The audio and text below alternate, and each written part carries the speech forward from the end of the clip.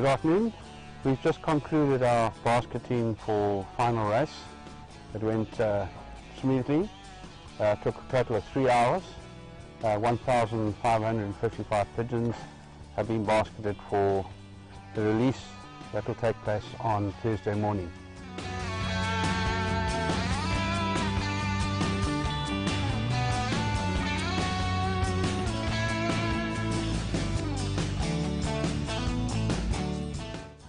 The latest weather report is indications that there's not much of a wind, but we will have a headwind for about the first 3 hours, up to about 8 kilometers an hour, and then it will change, variable winds in the middle, and then towards the end there will be a tailwind between 6 to 10 kilometers an hour.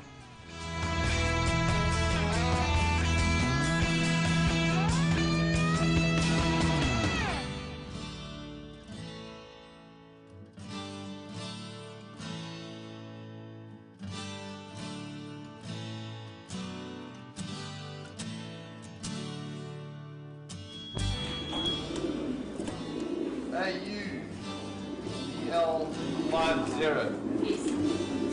Well done, everybody. Good luck, everyone.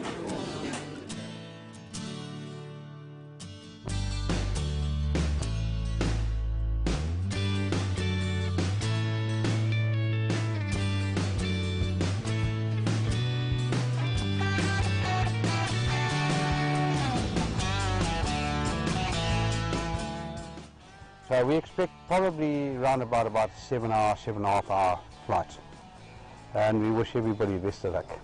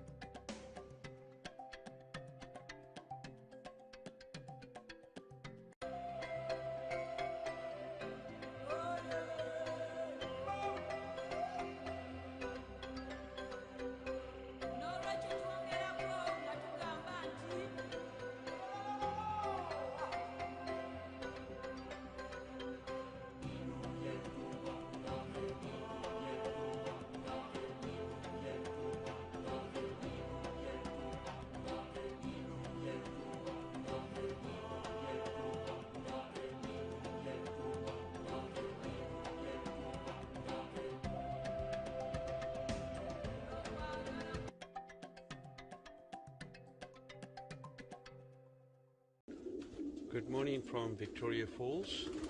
We're going to take a quick walk through of the loft and we'll show you the first 20 sections of a total of 59.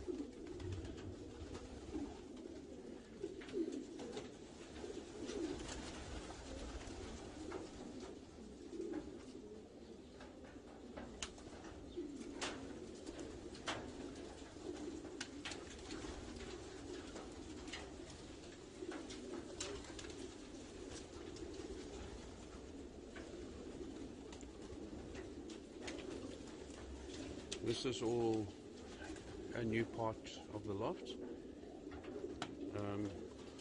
The other wing is identical to this one.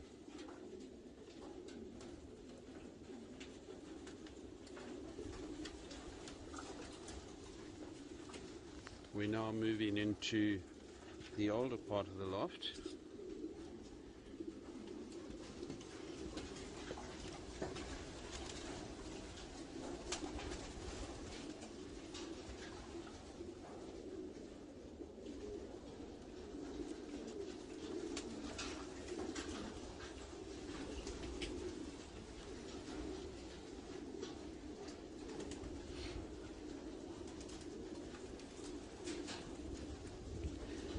And today is Saturday the 13th of March.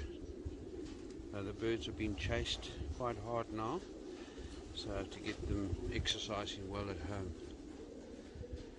We start our road training at the beginning of April.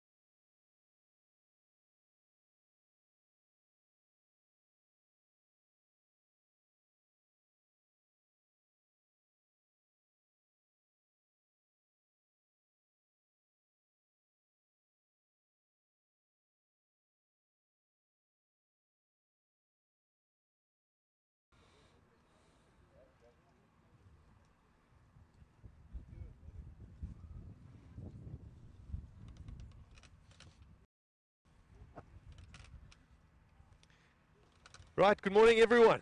Welcome from Victoria Falls. We are here waiting for the birds to come in for the final of the Victoria Falls World Challenge Pigeon Race. And I'm sitting here with Jeff Armand, the race director. I'm Richard Halley, and we are very excited to be here again. The weather is beautiful. It's a little bit warm. It's about 25 degrees here where we are, 24, 25 degrees. And it's 10 to 12. The birds were released at 7 o'clock this morning, so they've been flying for just short of 4 hours already. Just short of 5 hours. Yeah. They've been flying just short of 5 hours already. I know there's a lot of people watching now, and we welcome you all. So please, if you've got any questions or queries, we're going to be talking about the winds and what they're doing about the heat and the water and when the birds are coming in. We're going to be talking about that as we go. If you've got any questions, type them in on the YouTube chat, and we'll answer them. We'll answer them as soon as we can as we go. So it's going to be quite interactive. We've got some guests here, and we're going to be chatting with our guests. We've got guys from overseas who are going to be joining us on Zoom. So, Jeff, here we go. This is it. Crunch time. Yeah, thanks, Richard. Yeah, happy to be here. A long year, and it's just the beginning of next year because we're already taking birds in for our next race. And Yeah, I think today it's really good weather, but the weather is normally pretty good here anyway. It's only the wind that seems to vary and create havoc sometimes. Fortunately today, not too much wind. But to talk about that for a second, the forecast that we put out hasn't changed very much. Headwind for about the first half of the race, not very strong, 8 k's an hour, 6 to 8 k's an hour headwind. And then at about halfway it turns around and a bit of a tailwind. It increases in intensity towards the end of the race. But I think pretty much fair sort of fair velocity. But you know, these things, pigeons can surprise you sometimes. We've tried to look at winds at different altitudes. We know the pigeons will fly at as much as 2,000 meters above ground level. And maybe more, but our trackers show us only 2,000 meters, which is probably just under 7,000 feet, and the winds can do some funny things up there. So we'll be ready in advance, just in case they pick up a wind stream and they get pushed through quicker. But we reckon probably about 2 o'clock, 2:15 is when the birds will come. Yeah.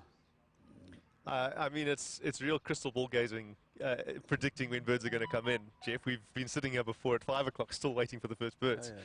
Oh, yeah. So it can get quite nail biting.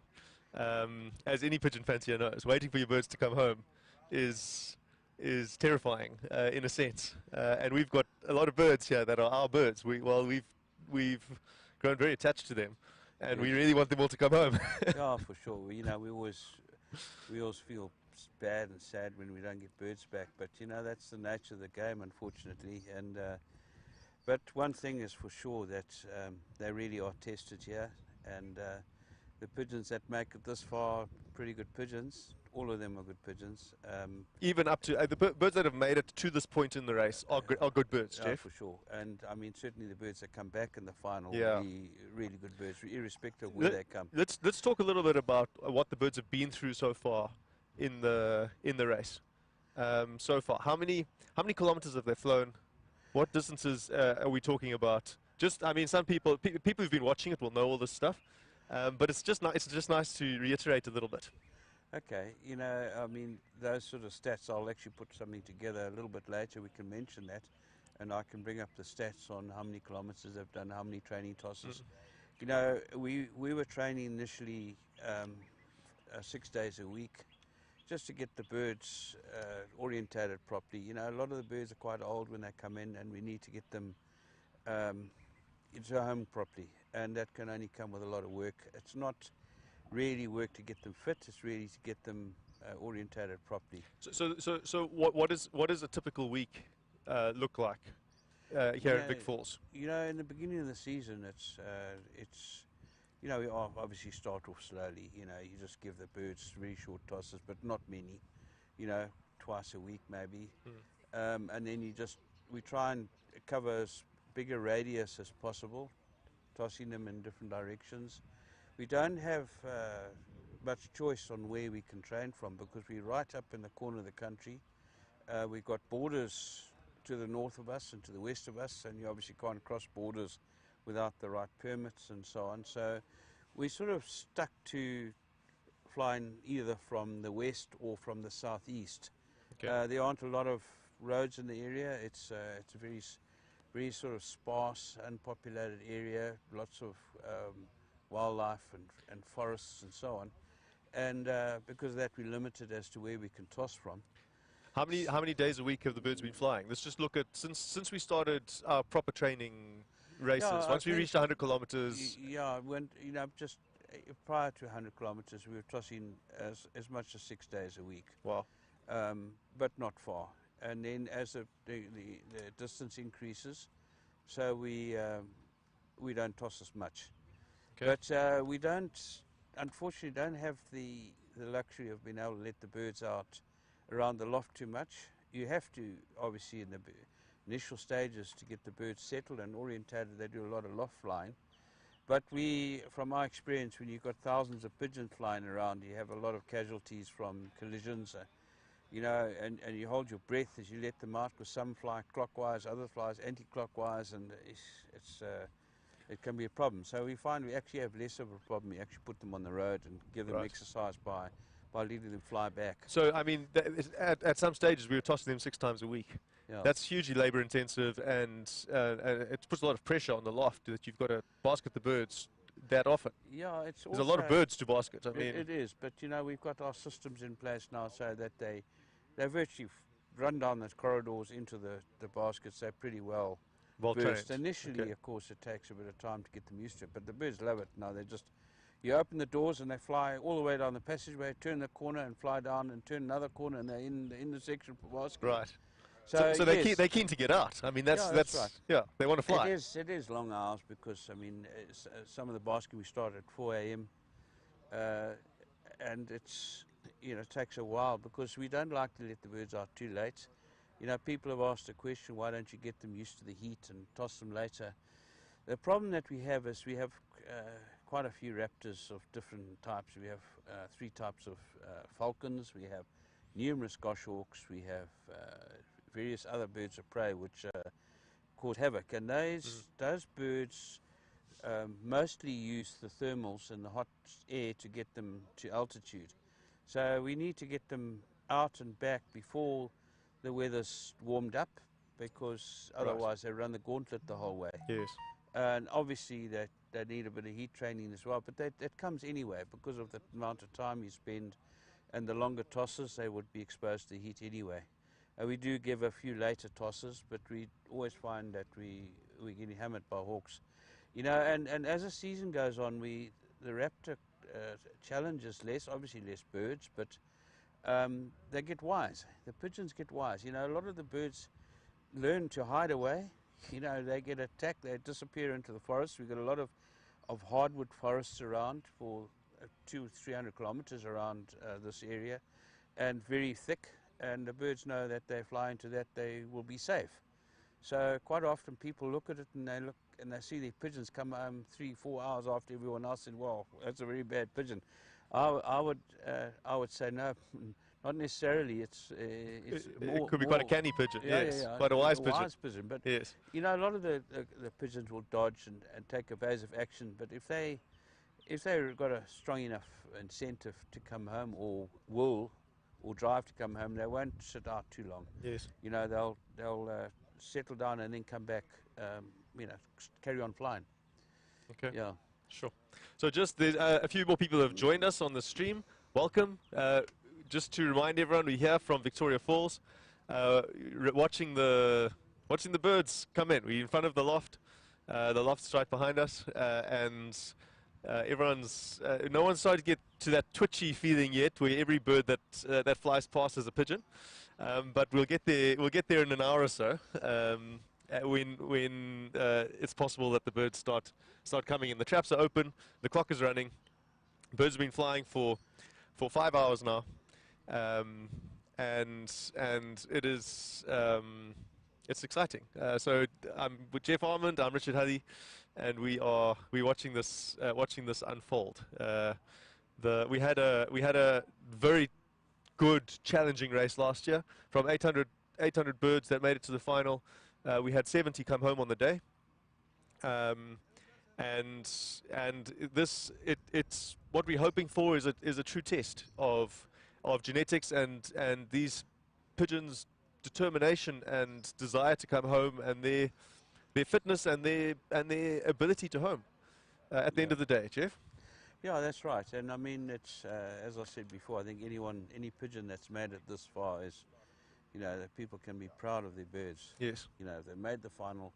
It's not to say that we haven't lost good. There's been good birds that don't make it for various reasons. You know, it could be hit a wire or it's just been unlucky. You know, Or hit by a hawk or hit by a hawk, yeah, or so on. But there won't be any bad ones here, that's for sure. Yes, right. And the pigeon's condition is really superb. You know, it's people that watched the basket would have seen what the birds looked like.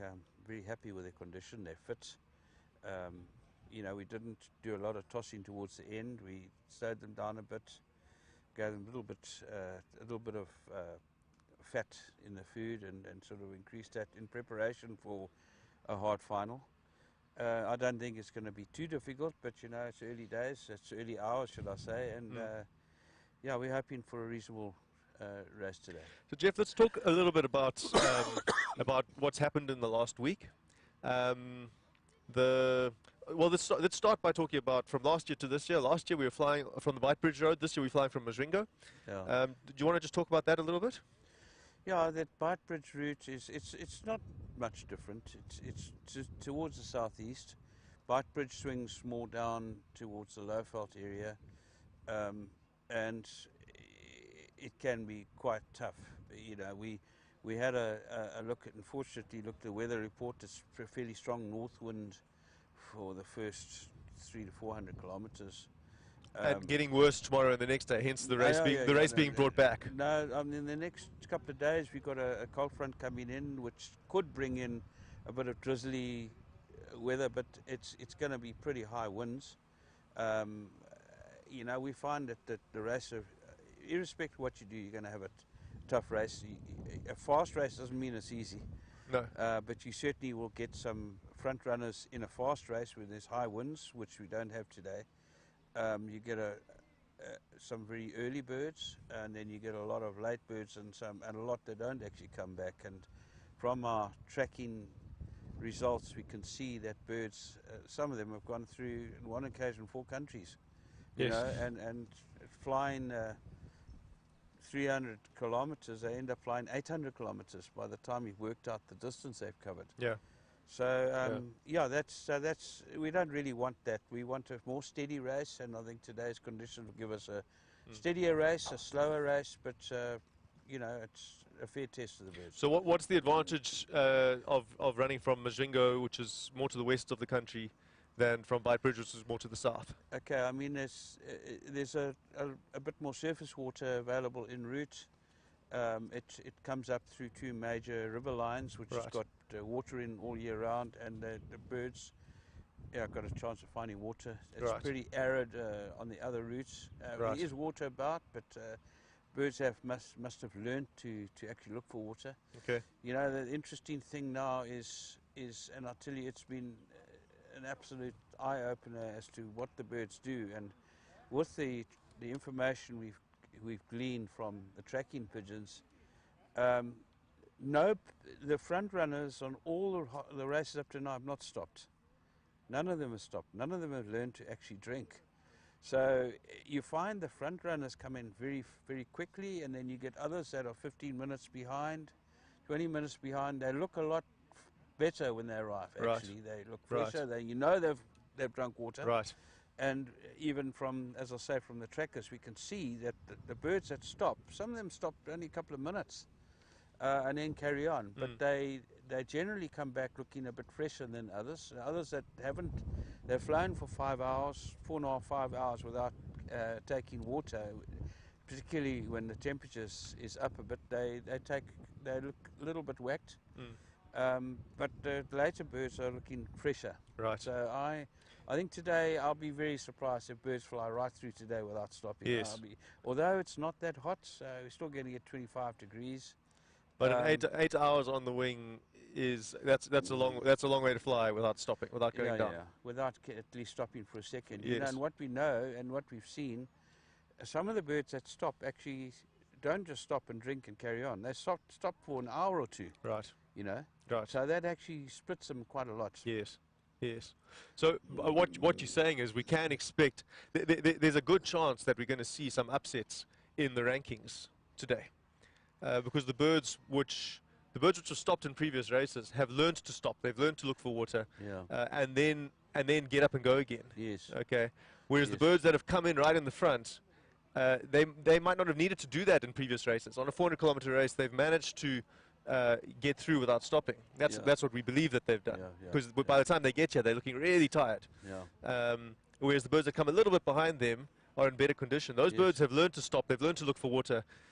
And they might be a little bit further down the rankings now. But this is the big race that contributes to those Super S rankings more than any other race.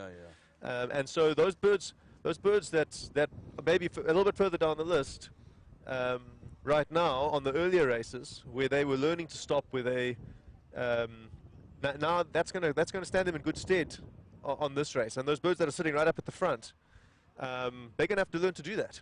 Yeah, but you know, I mean, they will do it at some point in time. Sure. It doesn't mean that they're going to stop for long if they have to stop. Sure.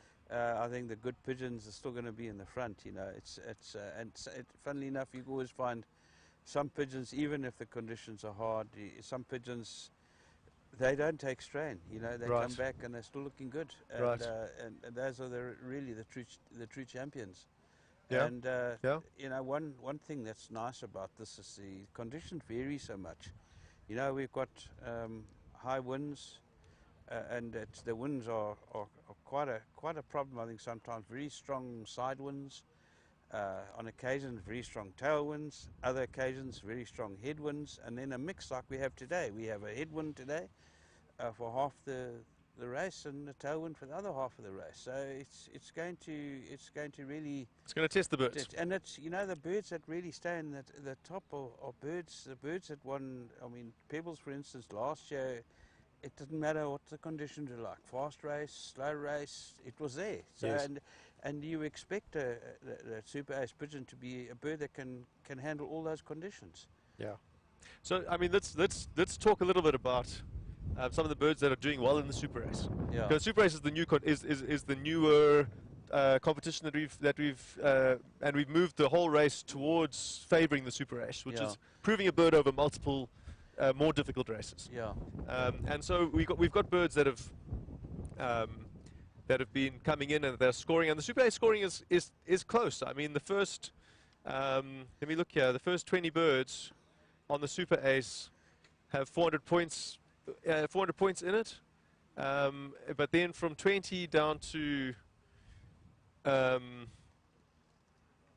100, there's only 200 points. 200 points, but in that section of the scoring. The bird that comes first in this race is going to get about 1,000 points. Yeah. Okay, Mm. so there's a lot of points to be had.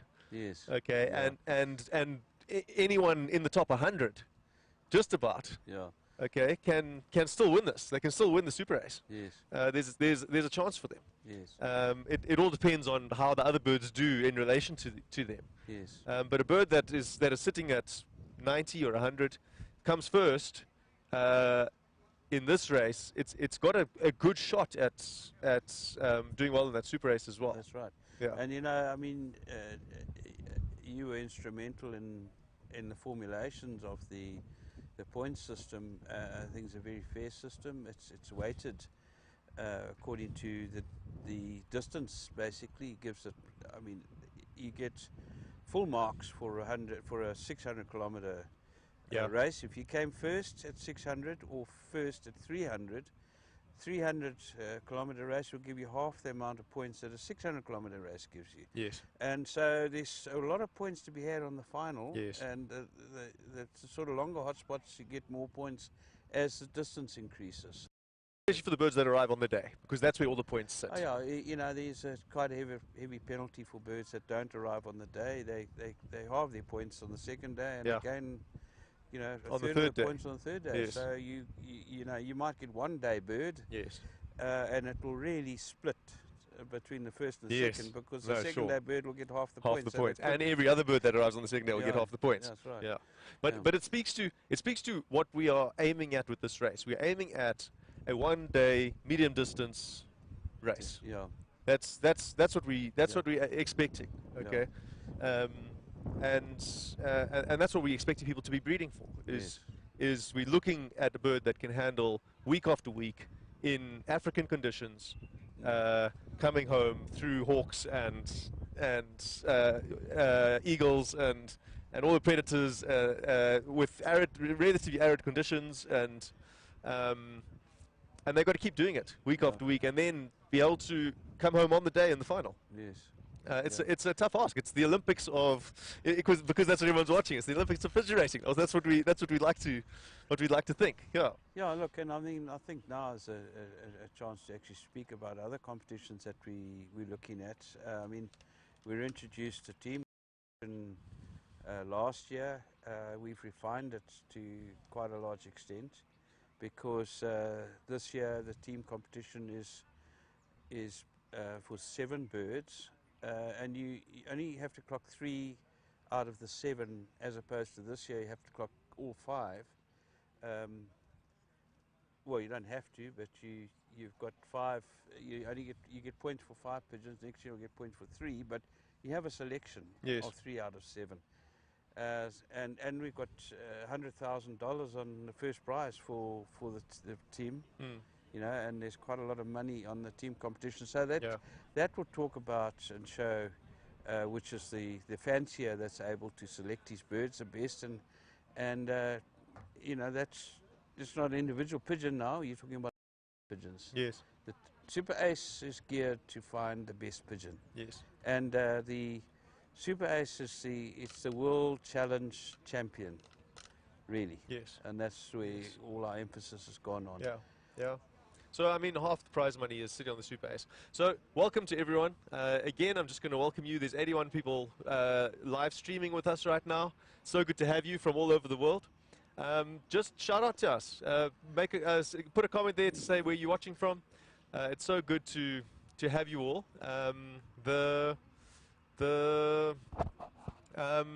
Yeah. So, Jeff, I've just got a question that I'm seeing on YouTube here regarding the credibility of the basketing process.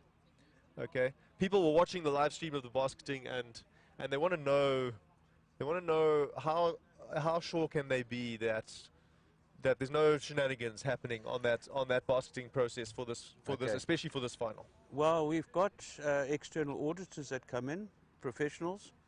From Deloitte, Jeff? No, they're not. It's an independent auditor. Okay. It's not Deloitte. And there's 2 of them, and they scrutinize everything, they check everything, they make sure that it's according to the standards required. So, you know, it's very difficult for someone to do something that's not, you know, that's not correct. And Yes. apart from that, we also do have a number of fanciers here, and of course everyone would have the eagle eyes on it, and that's why we also stream it. You know, we've got cameras on it. Yeah. And it's And it's partly why, I mean, we really have nothing to hide. Yeah. We open here. Anyone's welcome to come. Anyone's welcome to be a part of it. Yeah. If you want to come from wherever you are in the world, please come and see what we're doing. Yeah. And you'd be very, very welcome. Anyone who's racing in this race is effectively a partner with us. I mean, we love having fanciers come and join us here, whether it's for the final or just during the year when they can make it. Victoria Falls is an amazing location to bring your family for a holiday, and there's so much to do and see here.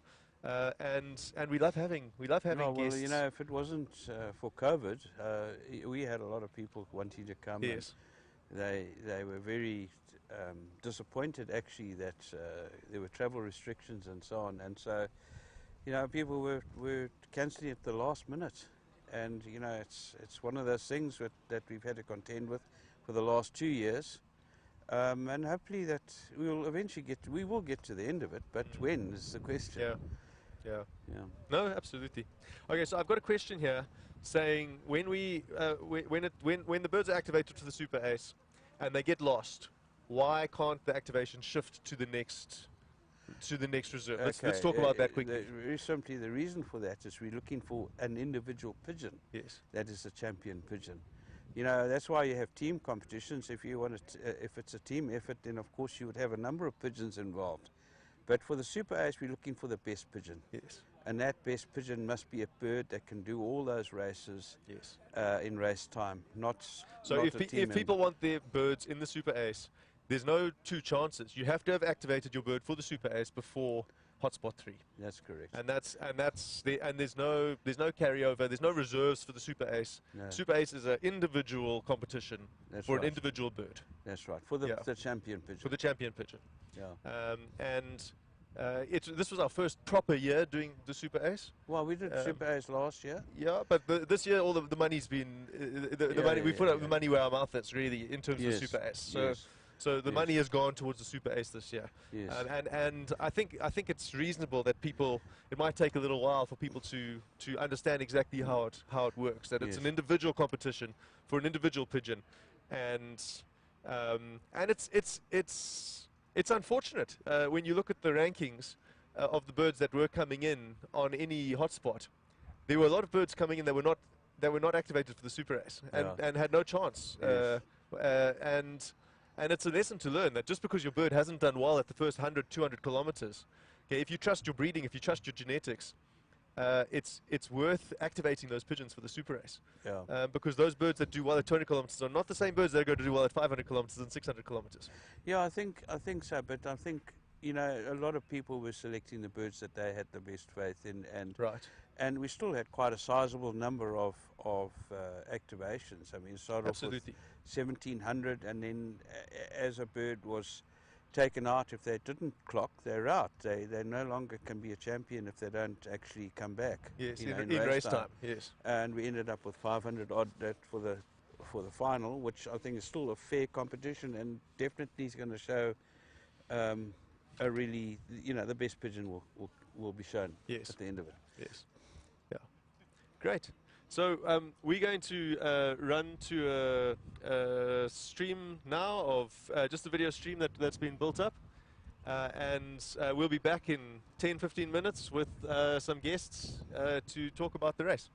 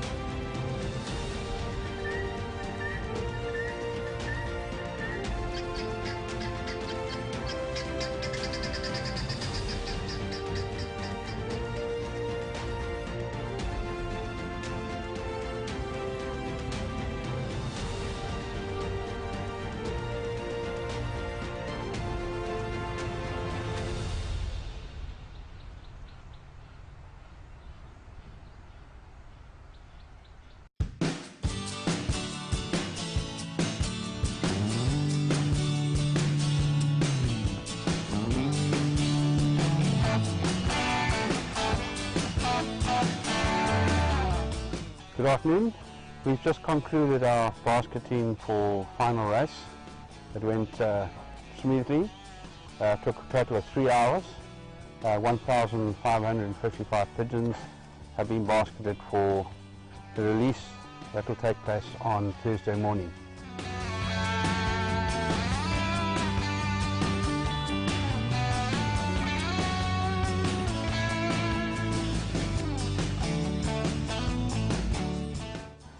The latest weather report is indications that there's not much of a wind, but we will have a headwind for about the first 3 hours, up to about 8 kilometers an hour, and then it will change, variable winds in the middle, and then towards the end there will be a tailwind between 6 to 10 kilometers an hour.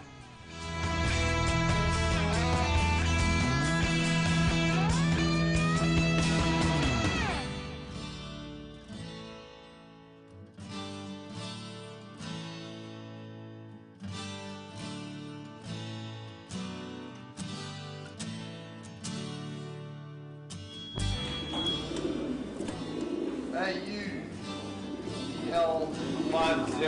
Yes. Well done, everybody. Good luck, everyone.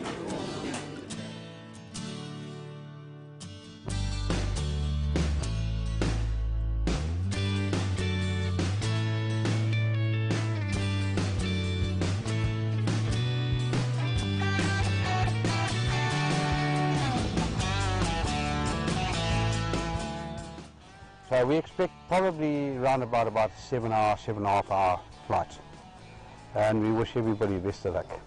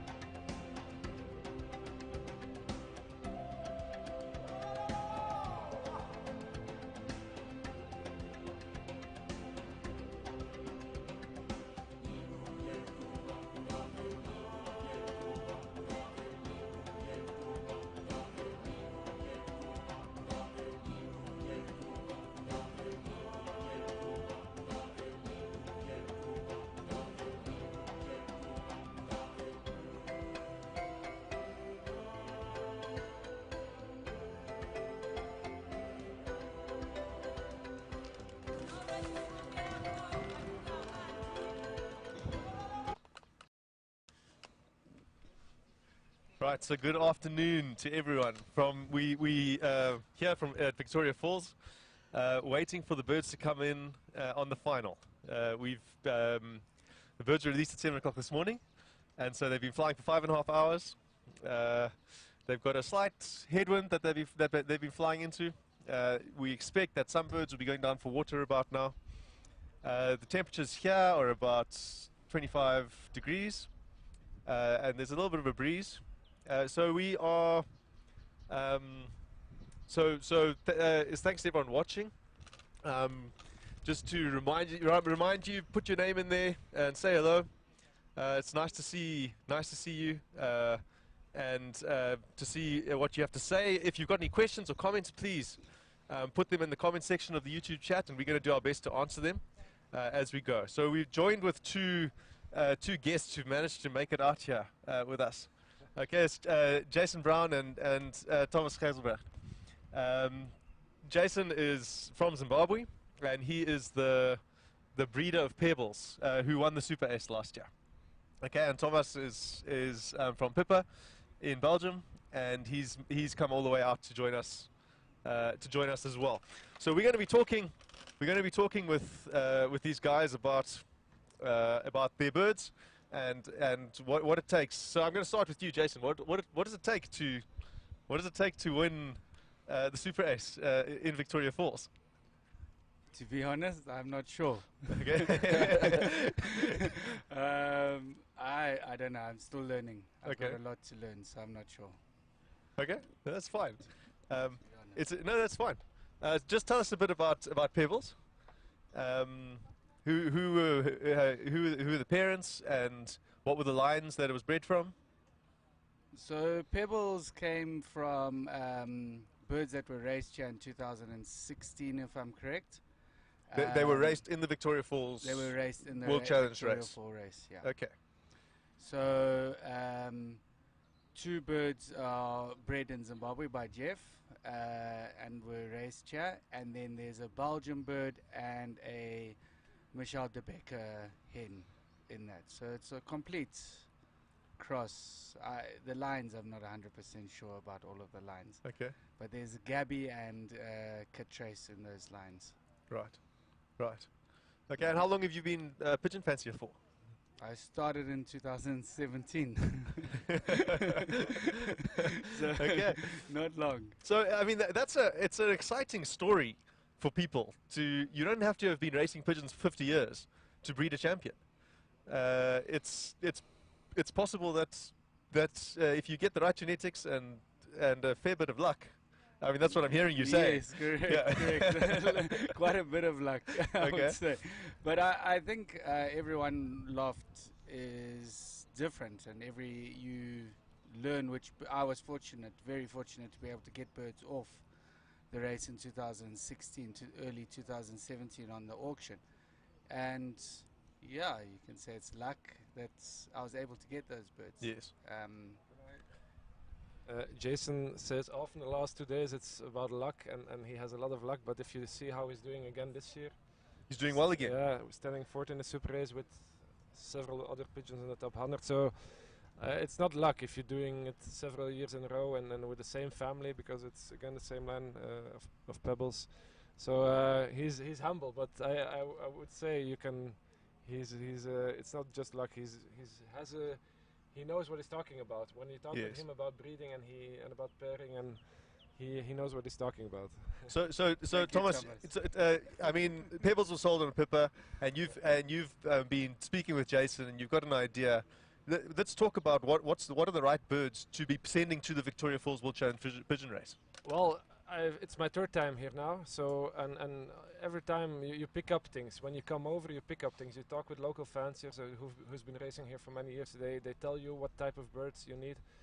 So first of all, I would say I studied the pedigrees in detail last year in our auction, and already there you saw, including Pebbles, that there was many birds that were bred from previous Victoria Falls Champions. or not even the winners, but from birds that did decent in a final. Right. That did the series and did well.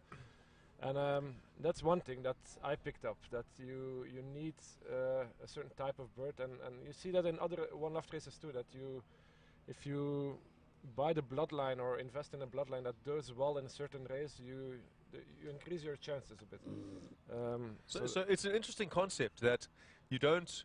It's great to buy the winners, okay, but you can do what Jason did. You weren't buying winners, Jason. When you bought Pebbles' grandparents and parents, they weren't in the top 10.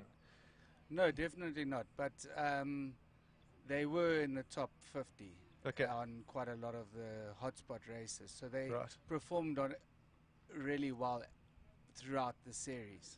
On average. Yeah, on average. Which, and that was before we brought the Super Ace competition in. But really, what you were picking was an ace bird. Yeah. So when I chose the birds, I analyzed how they did over the whole series, not just over one Pacific hotspot or the final. Yes.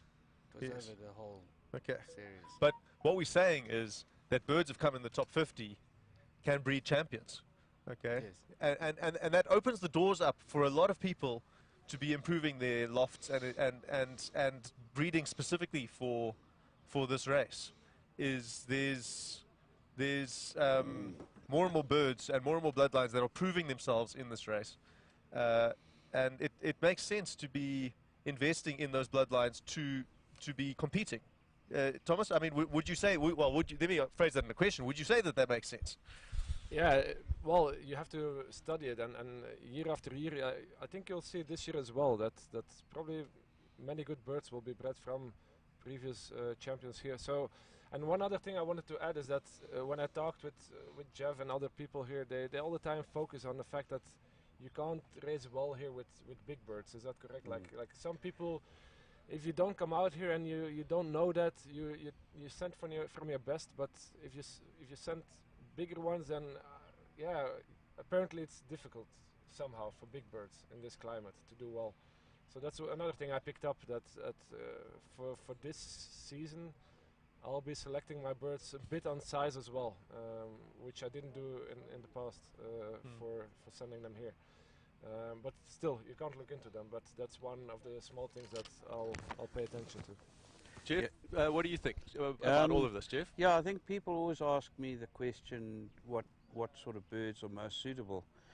And it's my opinion, it may not be correct, but in my personal opinion, I think you're looking for pigeons that are more long distance, medium to long distance pigeons with a lot of stamina, a bird that can fly week in, week out. You can't have a pigeon that you can race and then have the luxury of resting it and selecting for certain races. That bird's got to go all the time. And the only time he doesn't go is if he physically can't. We obviously find birds that have taken a lot of strain, they just can't go, so we've got to pull them out. But a pigeon that can go to every toss and every race and still, withstand that, and some of them just get better and better, to be honest, but some just can't take the pace, and they start to drop off, particularly after about 250 kilometers, 300 kilometers. The birds that can't keep up with a program, they won't be there. And and people ask me when traveling overseas, what type of bird, and that's my answer to that. But generally, the bird with the stamina is a long distance pigeon. They've been bred for it. A lot of German birds do particularly well because of their system of we flying the same bird all the time. Yeah, so it's actually a mixed bag. I say just German birds, but you look at every result. You have sometimes 8 different countries, 9 countries in the first 10 in every hotspot. So it's a real mix and an international flavour to it, because there's good birds everywhere, to be honest. But it's to find which is the best of those good birds. Yeah. That's the trick. Yeah. I wanted to, I don't know if you discussed it before I joined, but we were talking with Jeff, and you're pretty sure that the birds, even the first one, might go down for water on today's race. Well, if you compare with European, just to compare the climate, that's my point, in fact. So if you have a 500-600 kilometer race in Europe with a 1250 meter per minute, 1300 meter per minute speed, the first pigeons don't go down for water. But here you don't know for sure, but you you suppose they will go down, and that's Yeah, so well, we that's have a different climate, and people have to understand that as well. It's a very dry climate, although humid climate is sometimes much more difficult, but dry climate not so much so. But the pigeon can cool itself by panting and breathing, and that's how it cools itself. In a really humid climate, it doesn't cool as easily. But if you look at today's conditions, the birds have got a headwind for the first half of the race. And so that's going to take quite a lot out of them in terms of a lot of time is going to be spent in the first half. And then after that, they have a bit of a tailwind that helps them. So it's, I don't know, I'm surprised when I actually see these birds. A lot of them have come through without stopping. The front runners every week have come through. But the last hotspot was quite fast. And so I think the distance should have determined that they would go down. But because of the speed, they didn't. But if you look at the birds that are slightly behind, they definitely stop. They look fresh when they come in, so they would have drunk a bit on the way. Yeah. Yeah. So we did discuss that earlier. If you've just joined us now, you can always go back and look at what's happened before on this chat. So welcome to everyone. There's more and more people tuning in. There's 110 people watching at the moment, which is exciting. Welcome from all over the world. Welcome from Victoria Falls. I'm Richard Hulley. I'm sitting here with Jeff Armand, Jason Brown, and Thomas Geselbrecht, and we just waiting for our birds to come in. We're getting to that fun sort of stage where any bird that flies overhead, everyone sort of starts to hold their breath. And I saw Jason looking at a vulture that's flying over here just now, and it's flying completely the wrong direction. But everyone's starting to get a little bit twitchy about what birds are. The wind was picking up a bit here when we arrived, but it's not too much. It's wind. still now, yeah. It's not so much. Yeah, if you look at the weather report, we predicted that it would have a bit of wind here, and it might be quite gusty later on this afternoon. But it's localized. It's not too far down. So I'd just like to talk quickly while we've got you guys here. Jason, you've got a bird sitting at 4th on the Super Race standings right now, and Thomas, you've got sitting at 5th and 6th on the Super Race standings. Okay, so pretty much whichever one of your birds, the competition between you is, and the points there are close. I mean, there's 50 points in it. 50, 60 points in it between your birds. Your birds are very close together. Your two birds, eight points in it between those two birds. Who's going to win today? Thomas. No, it's been a joke between us for the whole past few days. So it's exciting. Let's see. Yes. Let's see. No one will know. Yeah. No? Good. And what can you tell us about the birds that are currently competing? Your bird that's currently competing, it's Gossamer. So Gossamer is virtually identical breeding to Pebbles, except it's an uncle and aunt. Full nest mates full same breeding on both sides. So Okay. I'm really excited to see the results today and what Gossamer is able to do. It's exciting to see the genetic again. It wasn't just a one-hit wonder with Pebbles. That same genetics is proving itself in the following seasons. Yes, and I've got a full same breeding as Pebbles sitting, I think it's 36 if I'm correct, and then a half sibling to Pebbles sitting 32. So I see Foxy at 32. Yeah. And Yeah. Henry. So Henry is a Yeah. full same breeding 36. as Pebbles. Okay. So it's exciting to see the. How many same birds did you bloodline. send to the race this year, Jason? I sent 42 Okay. to be correct, and Okay. I've got 18. And left. 3 in the top 50. That's pretty good. Yeah. Okay. you're obviously excited about that. Very excited. Yeah. Very, very excited. Okay. Yeah. No, very good. Thomas, tell us a bit about your birds that are sitting there. I see Son Best Kittle 934 and Best Kittle 861 sitting at 5 and 6th at the moment. Yeah, so obviously it's my own the Beskital family, but mainly crossed with proven one-loved bloodlines. So Okay. it's because it's basically a family that's been selected on sprint racing. So I realized to do well here, you need to cross it with something that's a bit more like tough and Right. so I sent a quite big team this year, but it's also like you learn from it. It's part of testing your own family and see from which birds you have to send again next year. So of course I'm happy with the current standings, but at the end, if they don't come today, you have nothing. So they have to. No, it's the proof. The proof is in so what happens today. It's fun and all. Yeah. It's nothing if they don't come today. So Yeah. I'm quite curious how they will do in a. I'm seeing you sitting at 29 as well. I'm seeing Pippa Elite at 41, Pippa Breeding Loft at 42. So your birds have been doing well in the series so until far. now, I'm very happy. I'm doing better than last year. Sent a bigger team than last year, and they do better than last year on average. Last year I had one early one, 13 in the final, so I would be extremely happy if I have one in top, let's say top 20, top 30. But I mean, everybody wants that. So and we arrived here and we said that feeling of the first one comes, the second one comes, and it's none of your birds, and suddenly your whole emotion can change if you have one, even if it's a bit later in the afternoon. Yes. You just want a day bird, and then you're happy. Yes.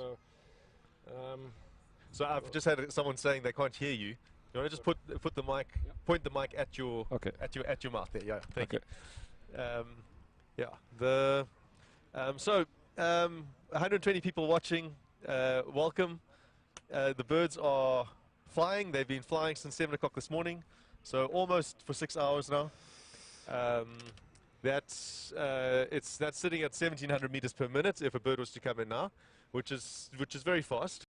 But obviously no birds have come in at that yet. But we're getting to that stage where it's not unheard of, okay, to have birds coming in at that speed. The conditions today wouldn't really favour that. But the point I'm making is we're coming to that point where it's possible that any moment exactly something could happen. Exactly. Yeah. So I think today will be a very honest race. If you study the weather, you can't have a more honest final. Not too much wind, not too much side wind. It's just a bit headwind, a bit tailwind, not too much. I think it will be the winner will be a good pigeon. I think, or all the pigeons today will be good. Yes. So I don't know if you discussed the topic of moving the race day from Friday to today. We've spoken about it, but there's a lot of people watching now who well, haven't I just think yet. if you look to the weather today and if you look to the weather tomorrow, it's been a good decision. Right. You want an honest race, an honest final. Yes. So Yes. I feel that's what Jeff and his team want. So if you look now, the pigeons still have to come. But if you look now, I think we're looking to an honest race today. So Jeff, let's talk about that briefly. I mean, people have bred their birds for conditions. They bred their birds for a race, and like Thomas is saying, an honest race is a race that, as much as possible, allows birds to perform according to their breeding. Yeah, I think one thing that we've learnt is that there's no particular type of bird except a good bird that can come through this. The conditions are so variable. One week it's a strong side wind, the next week it's a headwind, the next week it's a tailwind. If you've got tailwind winning pigeons and expect it to be like that, the whole season's not going to happen. But you need a pigeon that can face all conditions. So I don't think they can particularly breed for the conditions because Right. it's unpredictable. Right. But one thing's for sure, it's got to be a bird that's versatile and is able to face all conditions. So you've been telling me all along that in breeding, you're breeding for strength and for endurance and for fitness, but you're breeding for intelligence. Yes. And there's a huge part of doing well in a race like this that a bird actually has to be able to deal with whatever comes at it. Do you want to just elaborate on that a little bit? Well, you know, I think a lot of the information we're learning now is stuff that no one knows about, but we're gleaning it from our tracking results. It's really unbelievable what we've learned. I mean, I can give you an example of one of the pigeons which we now call the night flyer, one of the trackers, which flew 5 hotspots. And the last race, it flew, when it left the liberation point, it flew over hotspot 4's liberation point and then over hotspot 3's liberation point, and they're not in the same line. And then it went off in a bit of a tangent. But we know also that there was a localized veld fire in one particular area. It might have tried to go around it, which it obviously did successfully. And then it stopped at the Guai River, which is quite a major river that cuts through the area, and had a drink. But when we look at the tracking, it had passed over exactly at that same point, the previous race point, but never stopped. So it must have remembered there was water at that point. And it did a real meandering flight. It flew and then came back, and it ended up on the Guai River. It obviously had gone to find that point. No, it didn't. It headed north. Okay. And then it cut back across to the point where it had seen water before. Right. So it was heading north. It actually wasn't far from the Zambezi River, but obviously didn't know the Zambezi River was there. But it turned and went back to the point which it had crossed over previously. But the interesting thing is, it must have been quite tired at that point, because it arrived there at 11:45 or something in the morning. And it sat there until midnight. 2 minutes before midnight, it started to fly. And when it left that point, it flew in pitch blackness. There was no moon or anything for it to see. And it flew for an hour and crossed over the liberation point that we use regularly for training. It's 103 kilometers from the loft. It went over that point, didn't stop, but it could not have seen it. And then it flew west for another 2 hours. And when the moon came up at 2 o'clock in the morning, as the moon came up, it did one circle and it headed straight for Victoria Falls. And it flew 112 kilometers and came straight over the top of the loft. And it was dark. It never stopped at the loft. It probably couldn't land or whatever, but it landed in the town 3 kilometers from here, and then waited for sunrise and then came in. Now that can only be the intelligence of the pigeon that's got it there. You know, it's unbelievable as far as I'm concerned. It's so interesting looking at the tracking and how these birds are performing, and it's always been such a mystery that you release your birds 400, 500 kilometers away, and then they arrive back at your loft, and you have no idea what's happened from then to now. Also, when you study the trackers, you see it's not always the fastest pigeon, but the one with taking the shortest distance. Yes. And that's. I was just about to bring that up. Yeah, it's interesting of course, we all know that, but like it's confirmed by the trackers that maybe that the one that flies in a straight line is not necessarily the fastest physically, but it's the fastest over a distance because it flies straight. Yeah, exactly. So that shows that the intelligence and the natural GPS is well, the thing is is, the key. I would say that a certain qualification and the success, intelligence is extremely important, and the fact that it can home and come directly home. But there's a certain point in a race where the physical attributes of the pigeon will come to the fore, because if you've got a pigeon that's not physically strong enough, he's going to tire and drop out or stop, and even if he flies straight. So what you're looking for is a really clever pigeon that can keep flying.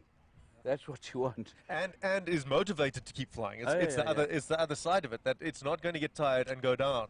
It wants to get home. It wants to keep moving. Yeah. So just I'm seeing some questions coming in. So the birds have been flying since 7 o'clock this morning. That was our liberation time. That means they've been flying for just short of 6 hours. Jeff, your expectations for when they might come in? Obviously, it's very much. We've just been talking about how there's no way to know, okay, until the first bird arrives. But you've been racing for many years now. What do you think is gonna happen today? You know what? It's whatever you think never happens. But my best guess is that the birds will be around about 5 minutes past 2 o'clock. Okay. The front birds. Yes. Which is about an hour from now. Well, an hour.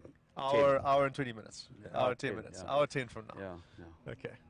Okay, so Jason has to just keep talking for an hour and 10 minutes, and he can be live to watch his bird come in. Yeah. Yeah. So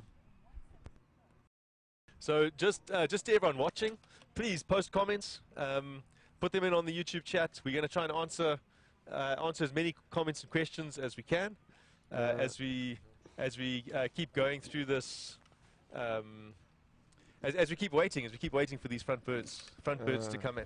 Richard, did you discuss the basketing and the mold of the pigeons when you handled them? Well, I was very happy with it, but we had other people there. What do you think? No, of course, we didn't handle. We saw them, so people showed us some pigeons, and I think my feeling was probably 80-90% had a full wing, or close to a full wing. That's, of course, we didn't see all the wings, but just randomly we saw pigeons, and there was not many that didn't had a full wing. I don't know what Jason thinks. Yeah, I would agree. I would say a very, very large majority of the birds. A very large majority of the birds had a full wing. Definitely this year. The birds seem to be very, very even in the flights. Well, I can tell you that I don't think I saw one that didn't have a full wing, and I handled a lot of pigeons. Well, I saw one of myself, and it was a pigeon that I sent very early in the first shipment, and it was born beginning of April and shipped in the middle of June, and that one was on 4 flights. Okay, but you're talking about, when I say full wing, I'm talking about the end flights were Okay, full. okay, yeah. You know, obviously there's birds that have molting the sort of first 3-4 flights. Yeah. But it's the end flights is what's important in a race like this. Critical, yeah. So what you're saying is that the bird's molt condition shouldn't be affecting their performance here. It's as even a field as it can be, as you could hope for. Well, we've seen that every year. I mean, the time of the year is absolutely ideal because, you know that birds in the northern hemisphere and the southern hemisphere molt at different times because of the. It's not only it's not only influenced by health and what have you, but it's also the time of the year and when winter's coming and so on. Birds will molt the main body molt just prior to winter, a couple of months before that. So, and of course, that's different in the northern and southern hemisphere. But the time of the year that we're racing is between.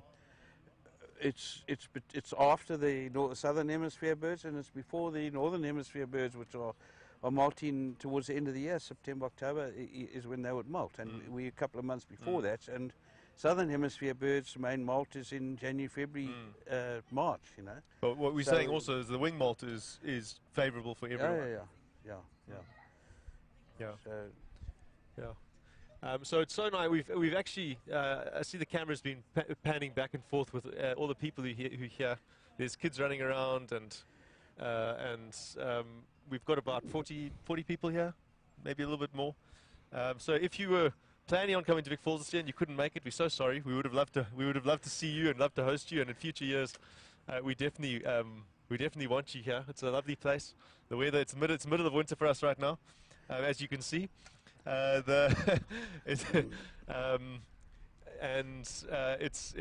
a beautiful time of the year to be here. There's so do try in future. Try and make it here. Try and be here with us for this. There's stuff that's been going on all week, and in a normal season we doing even more. We've had to tone it down a bit this year because of COVID and the restrictions that have been imposed on us, but we really want people here. We love having people here. Okay, so Thomas, I've got a question here. How many birds will the eco team participate in this race? I'm sorry? How many birds will the eco team? I'm not sure. Eco, ECO. Maybe PC.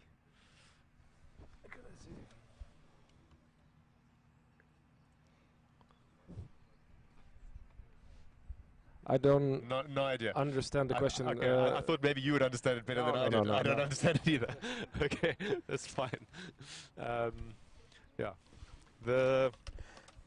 So Anything else to add, Jeff, while we're talking about the breeding and the type of birds that we're looking at in the race while we've got these fanciers with us? You know, I think Michel Wouters from Belgium hit the nail on the head. Everyone asked what birds to send. He just said simply send the best. Right. You know, it's got to be good. That's what everyone else is doing, and you're That's competing right, yeah. against their best. You better send your best. Yeah, Yes. for sure. Yeah. Like you've said, it's exciting that birds from different countries, from different fanciers, different bloodlines, can all do well. Okay, and they have been. That's not artificial. That's proving that actually they're great birds everywhere. And people need to prove people have an opportunity to prove their family, to prove their genetics against the best in the world, and that's what we've got here. We've got some of the very best families in the world flying in this race. Yeah, which is fantastic. So thanks very much. Thanks, Jason, Thomas. Thanks for joining us. Thank you. It's been so Good good luck to so everybody. good to have you guys here. We're going to take a 10-minute break, and we're going to and then we'll be back with some more guests to chat through while we wait for the very first birds to come in. So keep your eyes glued on the results page, and keep sending any questions that you might have.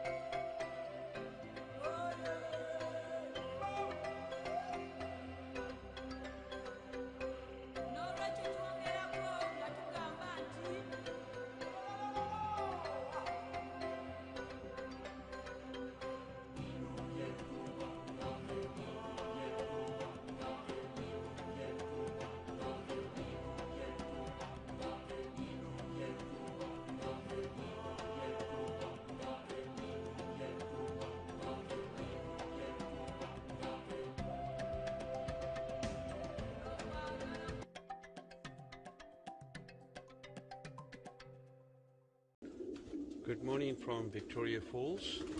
We're going to take a quick walk through of the loft and we'll show you the first 20 sections of a total of 59.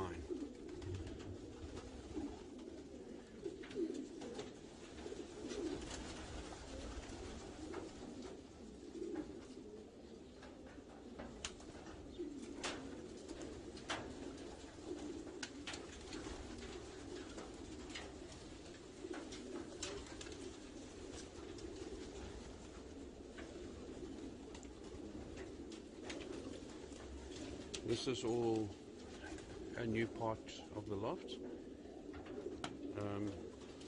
The other wing is identical to this one.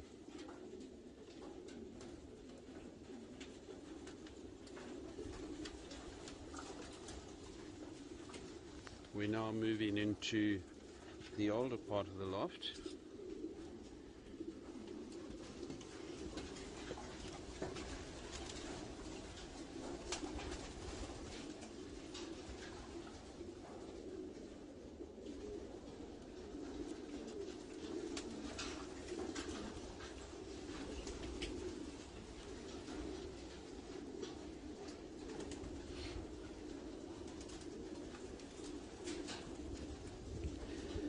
Today is Saturday the 13th of March.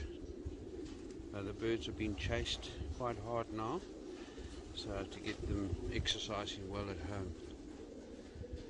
We start our road training at the beginning of April.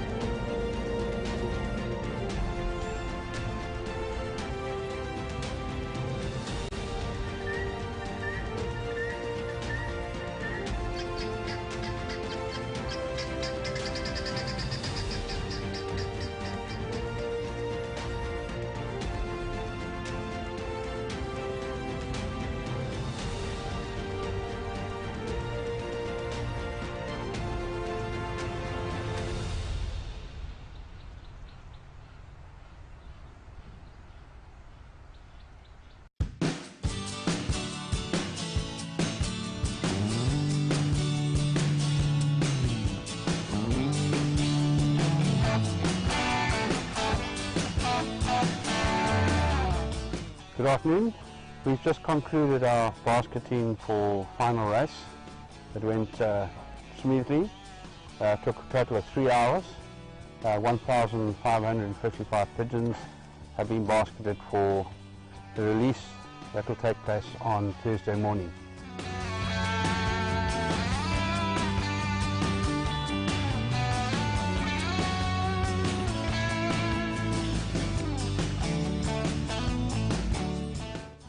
The latest weather report is indications that there's not much of a wind, but we will have a headwind for about the first 3 hours, up to about 8 kilometers an hour, and then it will change, variable winds in the middle, and then towards the end there will be a tailwind between 6 to 10 kilometers an hour.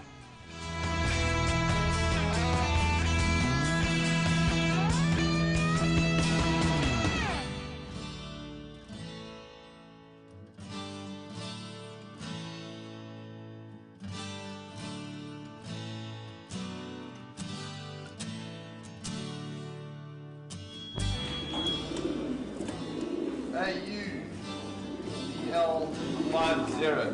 Yes. Well done, everybody. Good luck, everyone.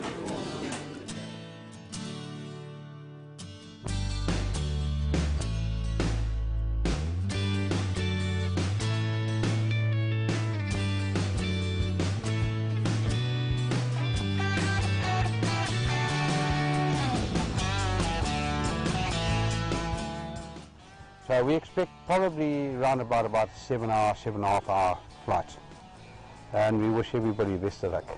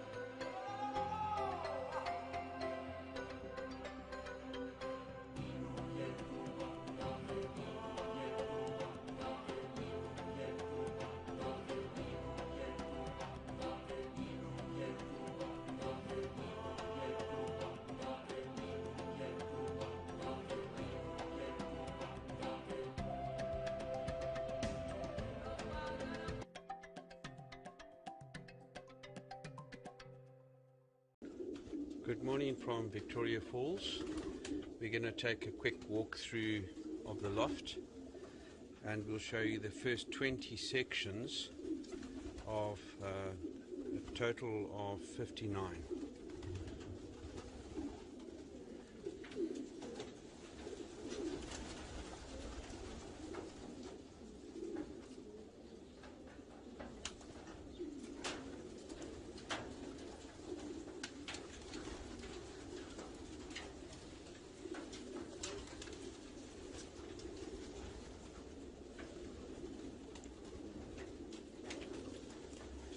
This is all a new part of the loft. The other wing is identical to this one.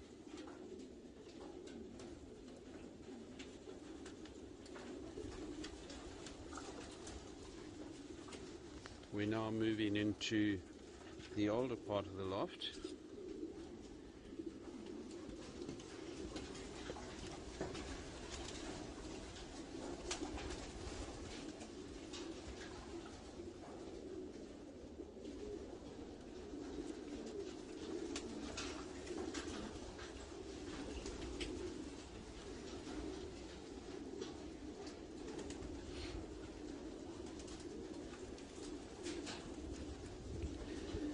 Today is Saturday the 13th of March.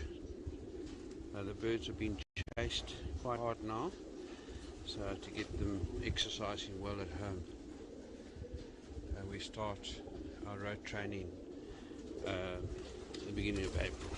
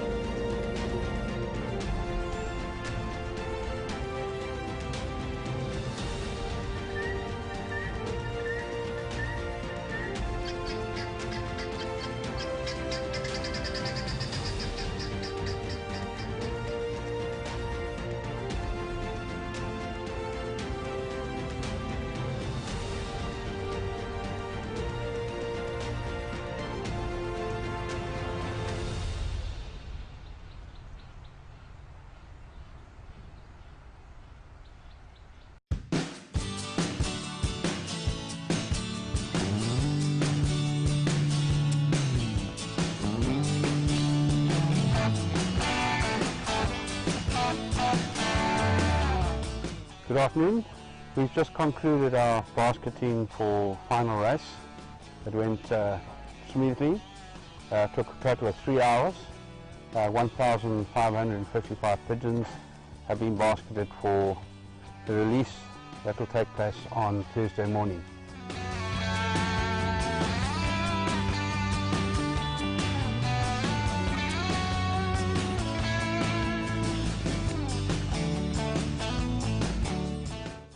The latest weather report is indications that there's not much of a wind, but we will have a headwind for about the first 3 hours, up to about 8 kilometers an hour, and then it will change, variable winds in the middle, and then towards the end there will be a tailwind between 6 to 10 kilometers an hour.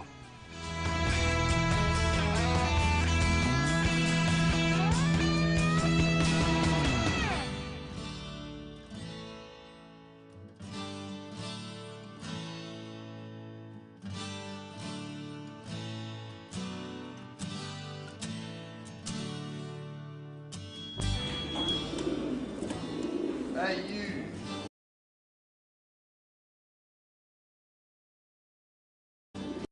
All 5-0. Please. Well done, everybody. Good luck, everyone.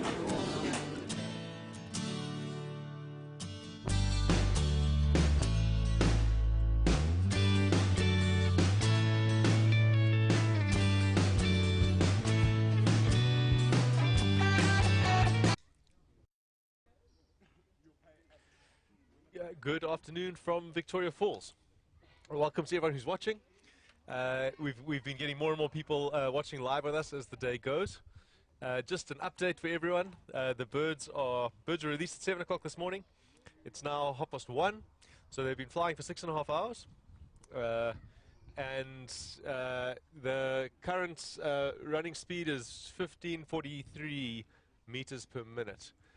So on the rounds possibility that birds could arrive any time. I'm Richard Hulley. I'm sitting here with Karen Taylor and Lex Lucas, and we've got a few discussions happening. While you're watching, introduce yourself on the YouTube chat, and if you've got any questions for anyone here, put them in there, and we'll try to answer them as well as we can. Keep an eye on the landing boards behind us. Keep an eye on the Victoria Falls World Challenge Pigeon Race results page, because when that first bird arrives, that's when the excitement really starts today. So we're at that point where any bird that flies overhead has everyone quickly getting a bit twitchy, because it could be a pigeon. So Karen can introduce herself, maybe. Lex, so let me introduce Lex. Lex is an auditor, and he is our auditor. He audits us for the race. He does the physical audit for us to make sure. Well, Lex, maybe tell us exactly what it is that you do. We've had some questions about the integrity of how do we know that there's no shenanigans going on in the basketing and race process. So maybe you can walk us through that. Okay, the main thing that I'm looking for as an auditor is to ensure that all the birds that are eligible to race are put into the baskets correctly, and that their numbers and owners' names, etc., are recorded on the system as they put into the baskets. The baskets are then, so sorry, let me go back. So we actually, as the birds come out of the lofts, they then scan, their rings on their legs are scanned, and they then put in, 15 are put into each basket, and as each basket is filled up, it goes into the trailer ready for traveling down to the start point. We make sure that every bird is registered on the computer by checking the information on the ring which is scanned, and making sure that that's the exact number and owner's name that's in the system. Then once all the cages, the whole 1,555 birds have been put into the cages then go into the trailer, and the cages are physically sealed with cable ties, and then the doors are locked, and seals are put on the doors, so nobody can then tamper with the cages once they've all been loaded with all the birds. Super. Tell us a bit about yourself, Lex. Obviously, part of your credibility as an auditor is your credibility as a person. Yeah, no, I've been in Zimbabwe all my life. I did my school here and did my articles after school and qualified in 1973 as an accountant. I worked for a local firm initially, and then we were taken over by an international firm. And then later on, after about 16, 17 years in the profession, I went into the commercial world. And at the moment, I'm running my own little practice here in the Falls. Great, and we're here with Karen Taylor as well. Karen, for those of you who don't know, is Jeff's daughter, Jeff Armand's daughter, our race director. She's also a chartered accountant, and she basically does everything that needs to be done. Pretty much. So a lot of you who are watching, who've had anything to do with the race, you've definitely had something to do with Karen. Okay, anyone who has any questions talks to Karen, and anyone who anything to do with money, Karen is the one who deals with it. You've made a lot of admin changes this year, Karen. Yes, Do you want to tell us about that? Thanks, Richard. I have an assistant that works with me. Her name's Ashley, which I'm sure many of you have also met. And the two of us manage all aspects of admin related to the race. We strive to improve every year our systems and the efficiency of our systems, and how easy it is for people to do things, how easy it is for us to do things. You know, we don't want something that is admin intensive and also could possibly be inaccurate. So we have improved our system a lot this year. We've made a lot of changes to our website. People can now name their own pigeons on their website within their race login. They have full viewing access of their accounts. That's very clear what their balances relate to, whether it's physical money that they've won or paid, or if it's money that they've entered into or won in the bonus races, as well as any free entry credits that were given for the current year and also for the future next year. So it makes it a lot easier for people to understand their account. Things happen much quicker. There's a click of the button. You can enter pooling. You can view anything in that sense. You can also activate your own birds. That was a very big thing for us. Last year and previous years, it was very labor intensive for us to make sure that we had the correct birds activated, and we had to be informed of the intention of someone to activate a pigeon and then manually change it ourselves. And when you're dealing with over 1,000 customers and fanciers, yes. You know, this year we had 747 participants from 40 countries with 7,500 pigeons that we received right in the beginning.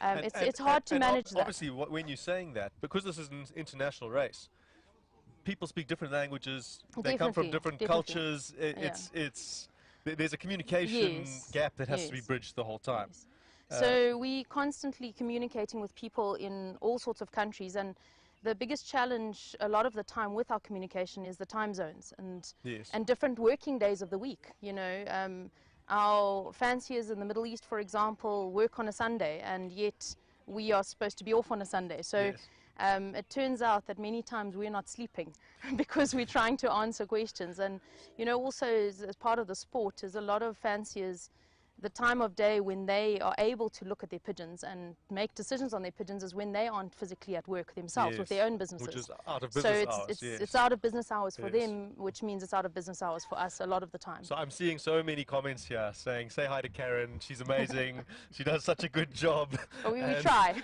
we try. And I mean, I can tell people watching, Karen and her team, you've been up past midnight. We don't sleep the night before a race. Yeah, that's a fact. But this whole week, this whole week, you've been flat out. Okay, Yeah. so and she's just had triplets.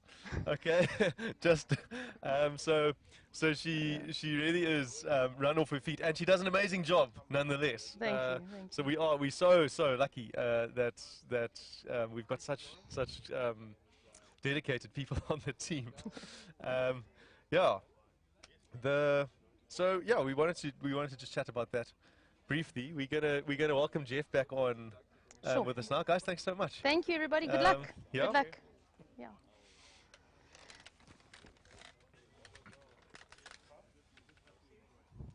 Are we off?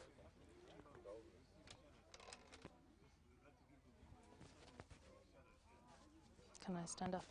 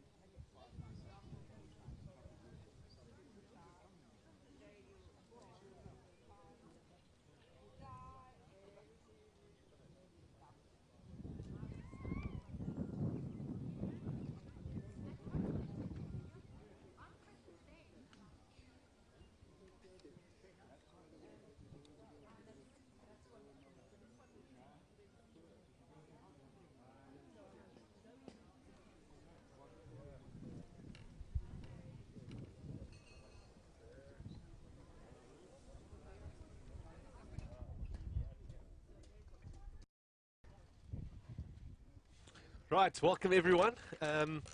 We are here in Victoria Falls waiting for the final birds to come in. We've just finished a chat with Lex Luther and Karen Taylor.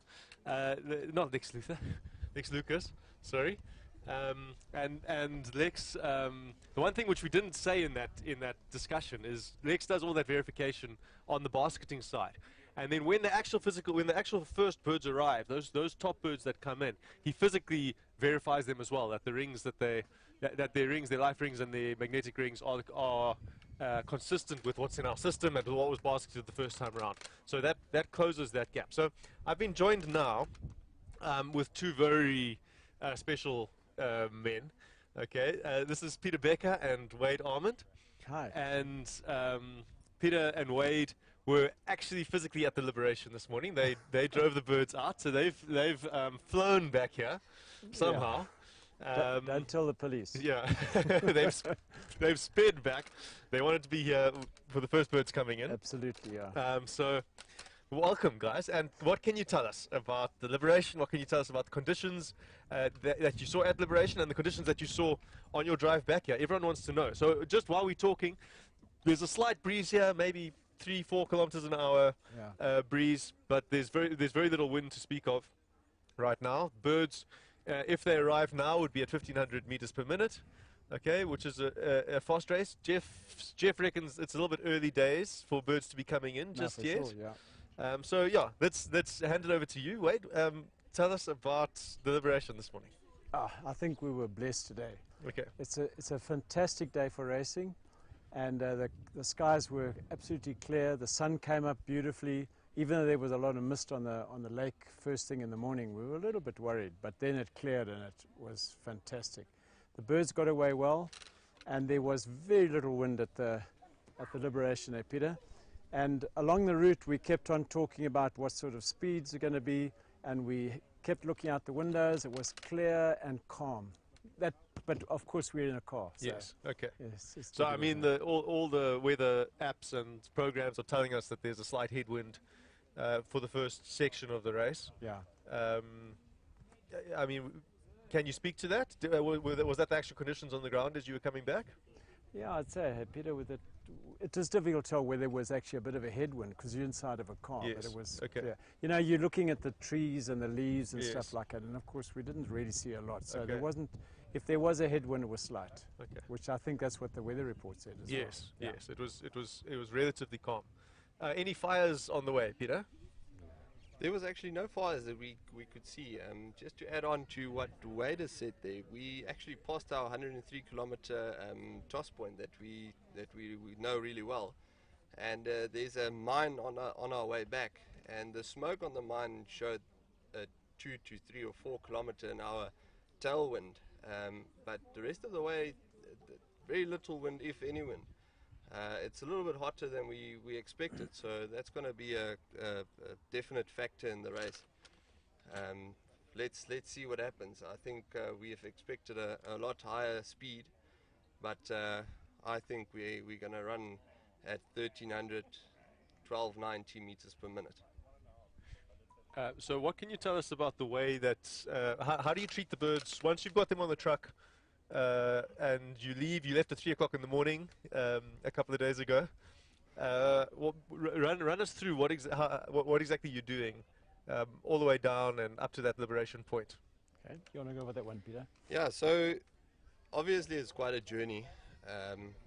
Looking after the birds is our number one thing that we want to achieve. So we left at 3 o'clock in the morning, and with sunrise we gave it about 2 hours after sunrise. We stopped the first time to give the birds some food, stopped for 2 hours and gave food and water so that all the birds are good hydrated. After how long? How long had you been traveling for by the time you did that? So that was about 6 hours, 6.5 hours. Yeah, Okay, so that was quite a distance of about 2 hours after sunrise. When they usually get their food. I mean, we feed them by that time, and their tummies start telling them they need to get food. And then after that, we drove to Liberation site, which was about 4 hours after that, and stopped, settled in, gave them water and food, and the birds settled in very nice. They were all calm, and you'll see there's some photos and stuff coming up from that. They were all settled in and ready to go. But we did notice in the drinkers, even though we'd been traveling and stopped, there was still water in the drinkers, even though it splashes out a little bit. Yes. But, so they did have access to the birds had water. plenty of access to water. Yeah. Okay, and that's obviously very important. Yeah. For the birds. It's one of our most important things that we focus on. They need to be well hydrated. Yeah. You're not putting any feed in the trucks for them? So we did put food. I mean, they've been on the truck for 2 nights. Okay. And that means we have to give them food. I mean, it goes past the whole 12 hours of daylight that they won't get any food. So we fed them actually twice. And what's the makeup of that food? What's your race mix that you're giving them? So on the truck, actually, we soaked some food that it soaked up a lot of moisture, and that's what they got on the truck. So that was just a basic mixture of a lot of sorghum in it, because sorghum soaks up a lot of moisture. And that's just another aid to keep them hydrated. If you can think of, if you eat something that's got a lot of moisture in it, that's also a way of, while you digest it, there's a lot of moisture in it and it keeps you hydrated. Right. Yeah. Right. Okay. And what are your expectations for the race? I mean, you guys have been so for those of you who don't know, Peter Becker's joined us this year, and he's been racing pigeons for 15 years, since he was 10. Okay, and Wade has been with the team for since the beginning. Wade, pretty much almost from the beginning. And Wade is Jeff's brother, so another member of the family, a real family affair here. You guys have been handling the birds day in, day out. Yeah. This whole year. What condition were they in, and what's your feeling for what we can expect? When would you expect the front runners to start dropping? Well, we've been chatting about it a lot. So we think that a good race would be under 1300 because of the conditions, and if they're coming in at just under 1300, it'll be a fantastic result. So what's that in time? That's an hour from now. Basically half an past hour. 2. Yeah. Half past 2. Yeah, somewhere around there. From half past 2 onwards. Yeah. Okay. And that's taking into account the temperatures, the wind, yes, and the condition of the birds. Yeah. Okay. Now, obviously, and the distance. And the distance, obviously, yeah. obviously the distance. Yeah. Now, obviously, it's pigeon racing, so anything can happen. Oh, for and sure. Yeah.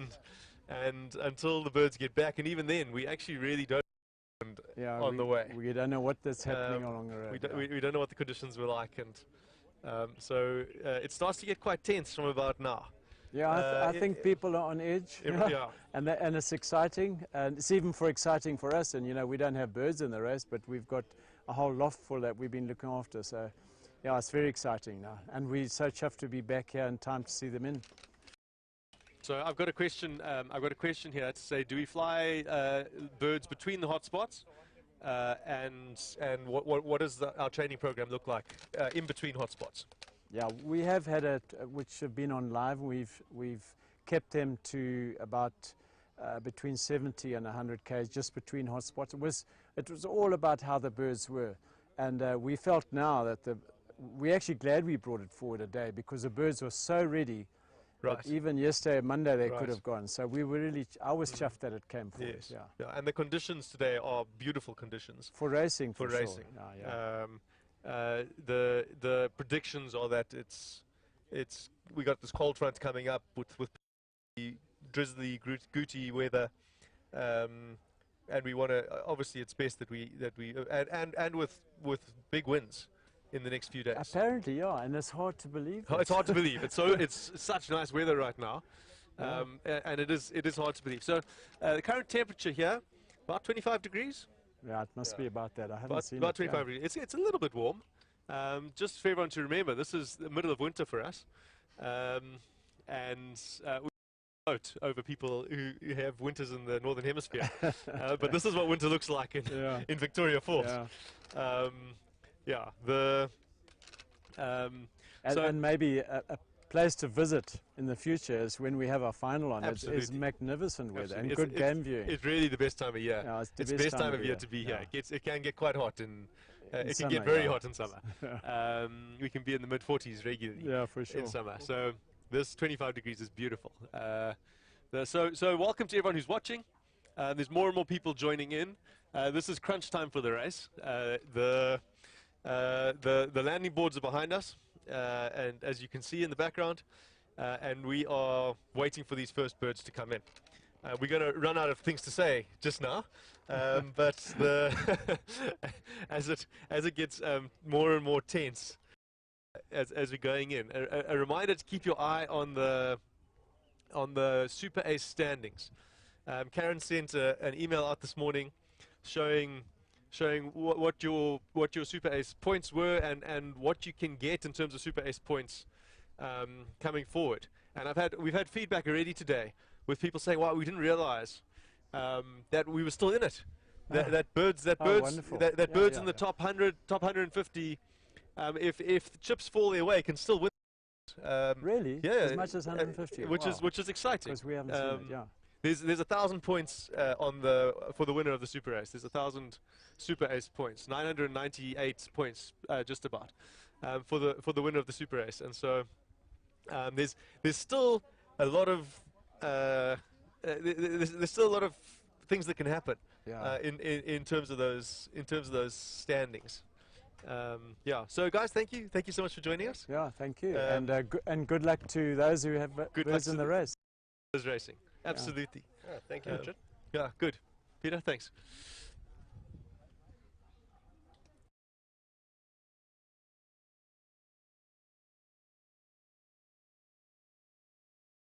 And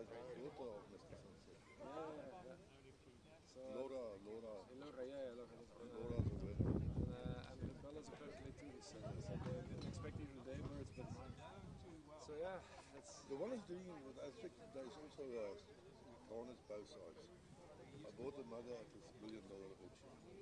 Which one are you talking about? One of my pigeons. Yeah. One of them is parents, mother and father, there's two of them. No, it's more like it to the Abigail. Okay. Yeah, you're doing well with them now. Abigail? Yeah. Now when I saw that hen in the auction, the golden line must go in this hen. You look like it's Mona Lisa and Abigail and goes down. Mike has a good one. Mike has a good one, his sister is breeding well. Okay. Big one is off. It's also from Mona Lisa. Yeah. And what's another male of these? Famous male of these. The old, not the old 2005 cock. But anyway,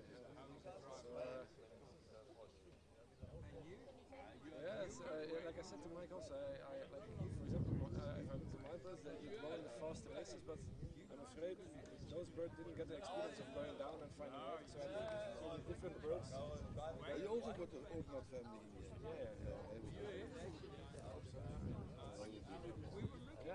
I got that. And here from the 9, okay. Yeah, well, I never understood why Mike, but he said, Edo, he wanted to buy a special bird, but it was. I said to Mike, why did you tell me what I said? I would have bought it. I would have flew over. Anyway, it's good. Getting nervous now? Yeah. Waiting. I still feeling strange some places in the body. I start getting up. You're nervous, eh? Not yet. Have you got good ones that you think that you have been? Yeah, I think the pigs are the blood types. What's the performance like? No, that's not that good at the blood types. But on average, I got one of the seasons. And then, I think, like I said, it will be a bit different birds than we when you're traveling 160 on the plane. It's a different race. And all the things you must have be informed today as well. Can be a good pigeon, but it's not good. Did you do it? No. And also I think some people that missed it on us before. Right, afternoon again from Victoria Falls. I'm sitting here with Jeff Armand, the race director, and Kevin Fry. And we're just going to chat through a few really interesting things that we found this year on the tracking side. So before we get into that, we had some international guests who were going to come in on Zoom, and we're running a little bit short of time. Jeff is saying that he expects the birds here any minute now. So we're not going to be able to get onto the international Zoom chats that we were planning. But so thanks for those guys who've been waiting to come on. And sorry we couldn't get to you. So we're going to be talking through the tracking system. So Kevin's going to give us an update on it and then a tutorial on it, with some very interesting things that we've been learning. So I'm going to hand over to you for that, Kev. Okay, so good afternoon, everyone. Obviously, at the race this year, at the beginning of the race, we were fortunate enough to enter into a relationship with Sky Leader. Now, Sky Leader is a company that has developed a tracking ring. It's based off GPS tracking. So they're little GPS rings. They weigh about 5 grams in total with the battery. Currently, they're not live, so they are rings that you would send on the flight, and when the bird returns back, you would then download the information from the rings. Now, the rings record everything from the flight path that the bird has taken, its altitude throughout the flight, and the speed of the bird during the flight across the track. So we decided as a race this year that we would get a bunch of rings and for two purposes, basically. Obviously, the interest of the clients themselves, to see how the birds fly, where they fly, why are birds late, why are birds on time, how does wind affect you know, the flight, that sort of thing. So we thought it would be a good idea to get a set of these rings, trial them out this year, and it's been absolutely amazing what's come out of it. The second interesting thing that those rings provide for us is obviously it gives us a lot of information as the trainers of the pigeons, and you know, variable speeds of, again, the wind, altitudes that they fly, that sort of thing. It can help in situations for training, and when we look at results, sort of, we've seen birds fly over previous release points.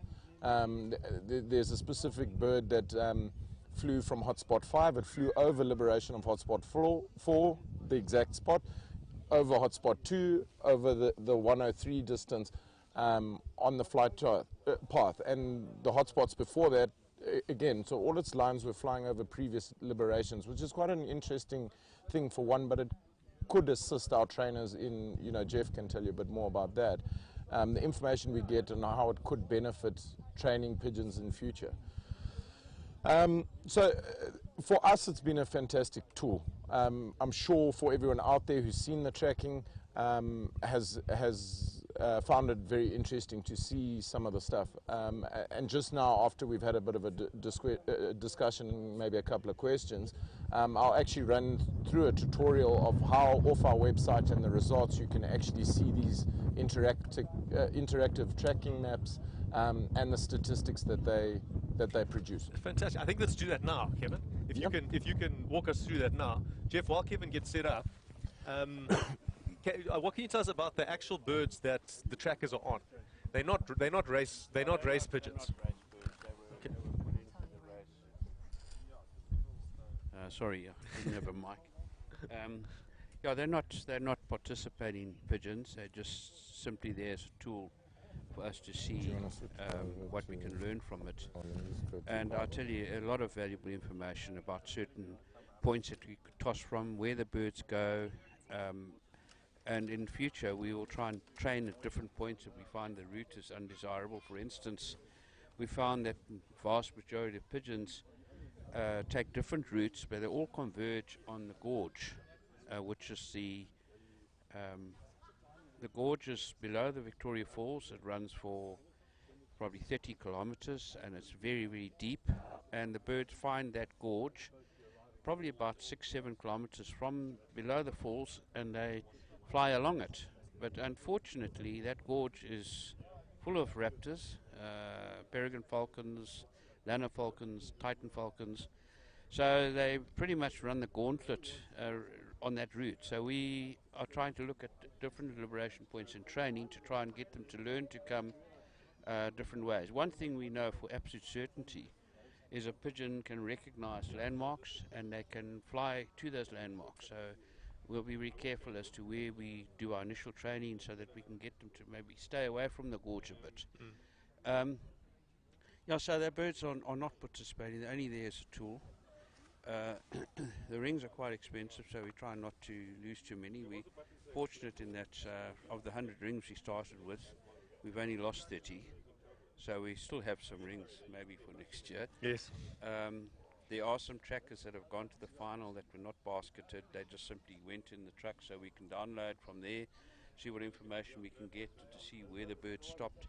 You know, Kevin mentioned routes and altitude and so on, but it's also important for us to know how long a pigeon will fly before it needs to stop. And generally, 4.5 to 5 hours is what the bird would expect to do before it goes for water in this climate.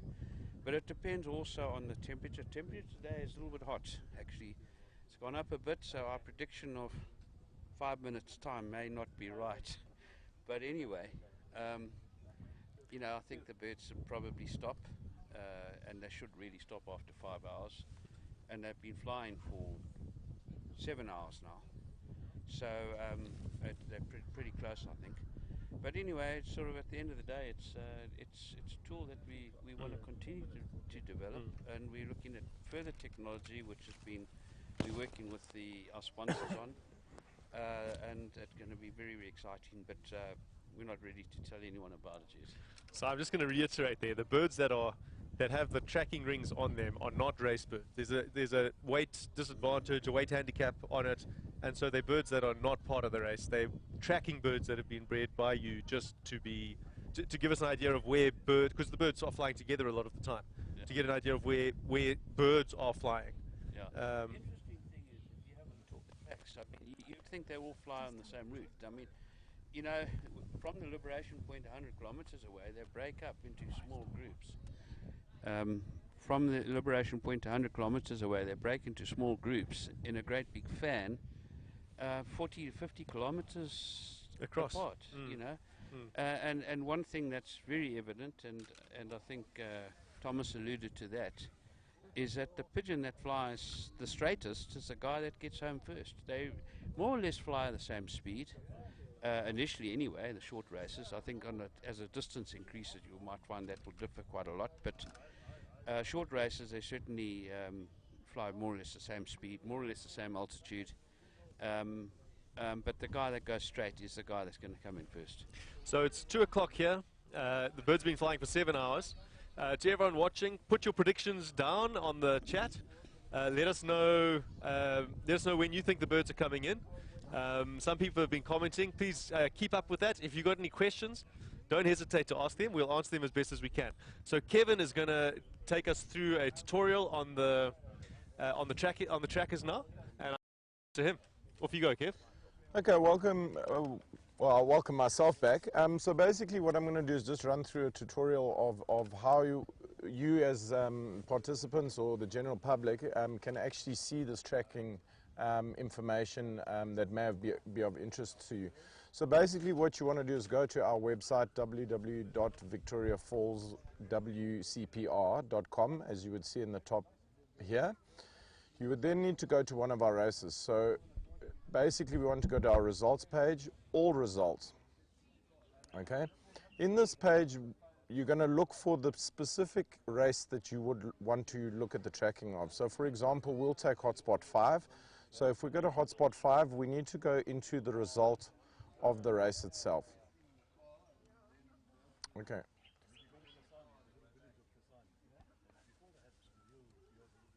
Okay, so once we're in the page here, what we need to do is identify the tracking bird. So in the search option in the right-hand corner of the page, we're going to type in here, tracker. Okay, as you can see there, tracker, you'll see now that you've got a list of all the tracking birds that flew hotspot 5. Now on the right-hand side of this, you'll notice that certain birds have a little tab on the right-hand side that says tracking there. So if the bird has one of these, it means that that bird was carrying a ring at the time and that we have uploaded its tracks.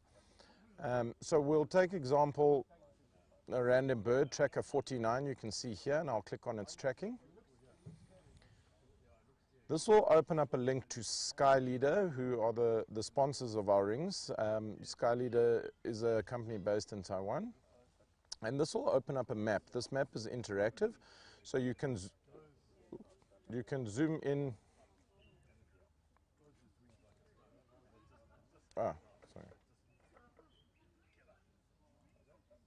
Sorry, I'm getting a little tutorial myself.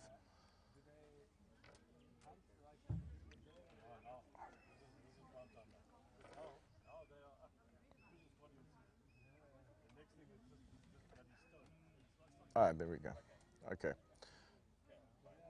So basically now you've got a situation where you can zoom in and out of the map. Oh, sorry, I don't know how. Sorry about this. There we go. So it's like that. I need to zoom out. There we go.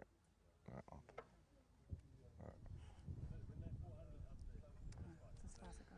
Sorry, I'm having a technical issue. Can I put you back to Richard for a second, and then I'll get this sorted and I'll come back to you. Right, so we're on again. Kevin's gonna get back to us just now. Welcome to everyone who's watching. This is in what we hope is the final minutes of us waiting for the first birds to come in. Here in Victoria Falls, we've got birds that have been racing for 7 hours, just over 7 hours now. They were released at 7 o'clock this morning. Their current speed is 1405 meters per minute, and we are in that stage where everything that moves in the sky is a pigeon in our mind. And I don't know if you can see it, but everyone's lining up. Everyone who's with us today is lining up and watching and waiting for the birds to come in. Birds can come from 2 different directions here normally, and so we've got people watching in both directions. And all the loft hands are there and ready. They've got some of the best eyes around.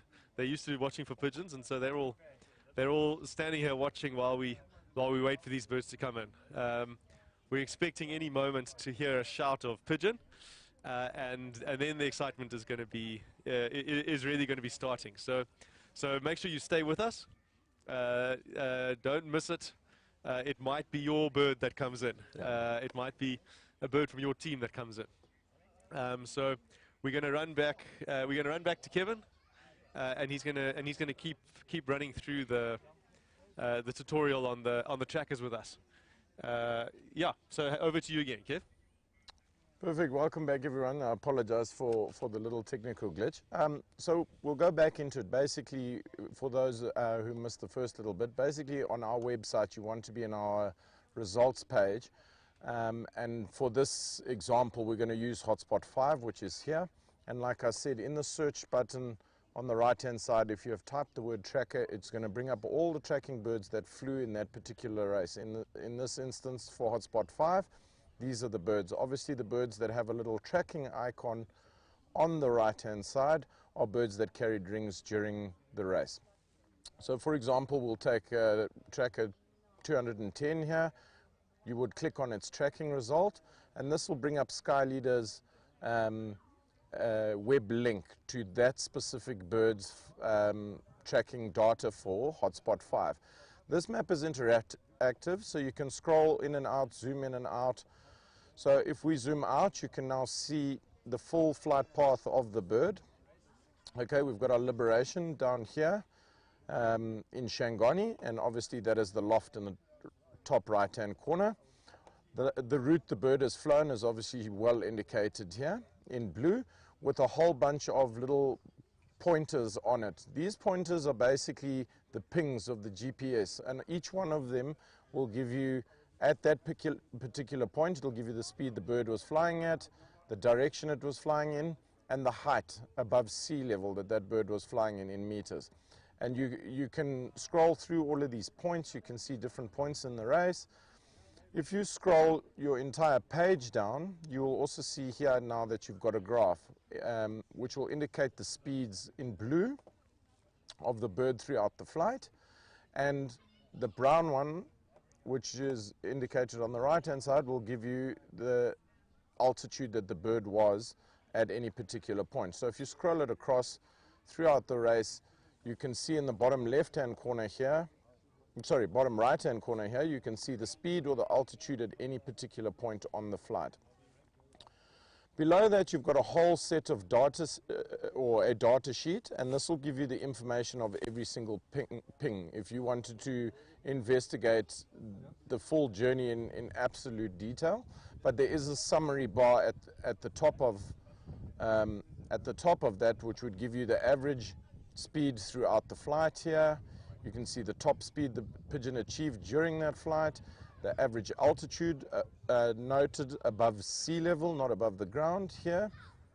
In general, the area we're in is about 1,000 meters above sea level. So in this instance, its average above the ground would have been about 186 meters. You've got maximum altitude, so this bird above the ground achieved probably about 600 meters above the ground.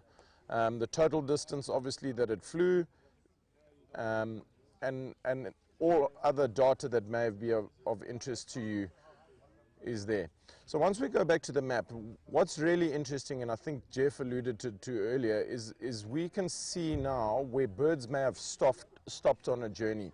So I've picked a bird here that I know has specifically stopped, and for ease of of finding out whether a bird has stopped, if you look at the graph itself, you'll notice that there's a period of time in the flight where its speed becomes 0, and then again, and then for a period of time it remains at 0, and then the bird is active again.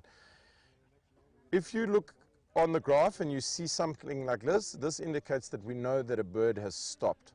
So if you take it to the beginning of where the bird speed drops to 0, you can see that was at 10:33. You can see that in the top right hand corner of the screen now. And what you would do now is go to your map, zoom in a little bit, and you would try and find a ping that matched the time of 10:33. So it was after that point, that is 9:50. And if we got to here, we have 10:33. So now we know that that is the point where the bird was stopping. So we know which area of the map we can now completely zoom in on. So if we do this, we can zoom in. And what's interesting about this bird is you can automatically see right now the reason why this bird stopped is there's a river here, so the bird has stopped for water. And if we zoom in very well, we know he's right on the river here. And the interesting thing is we can also convert this to satellite. Say it wasn't a river, it was just stopped in a place where you couldn't see a river on the map. Sometimes there may be a waterhole, a small dam that the map wouldn't show. By converting to satellite, you'd be able to see whether it stopped for water or was there another reason for it to stop. So these are the interesting things we can find. The reason why we've put these tracking links on their results is an interesting thing, is that we believe that, for example, tracker, say 171 here, as you can see, finished in position 885, is you would look at one of your birds, where did it finish on that flight, and possibly look at a tracker that did a similar route, and it's possible that they sort of flew on a similar line, possibly stopped in a similar place, that sort of thing.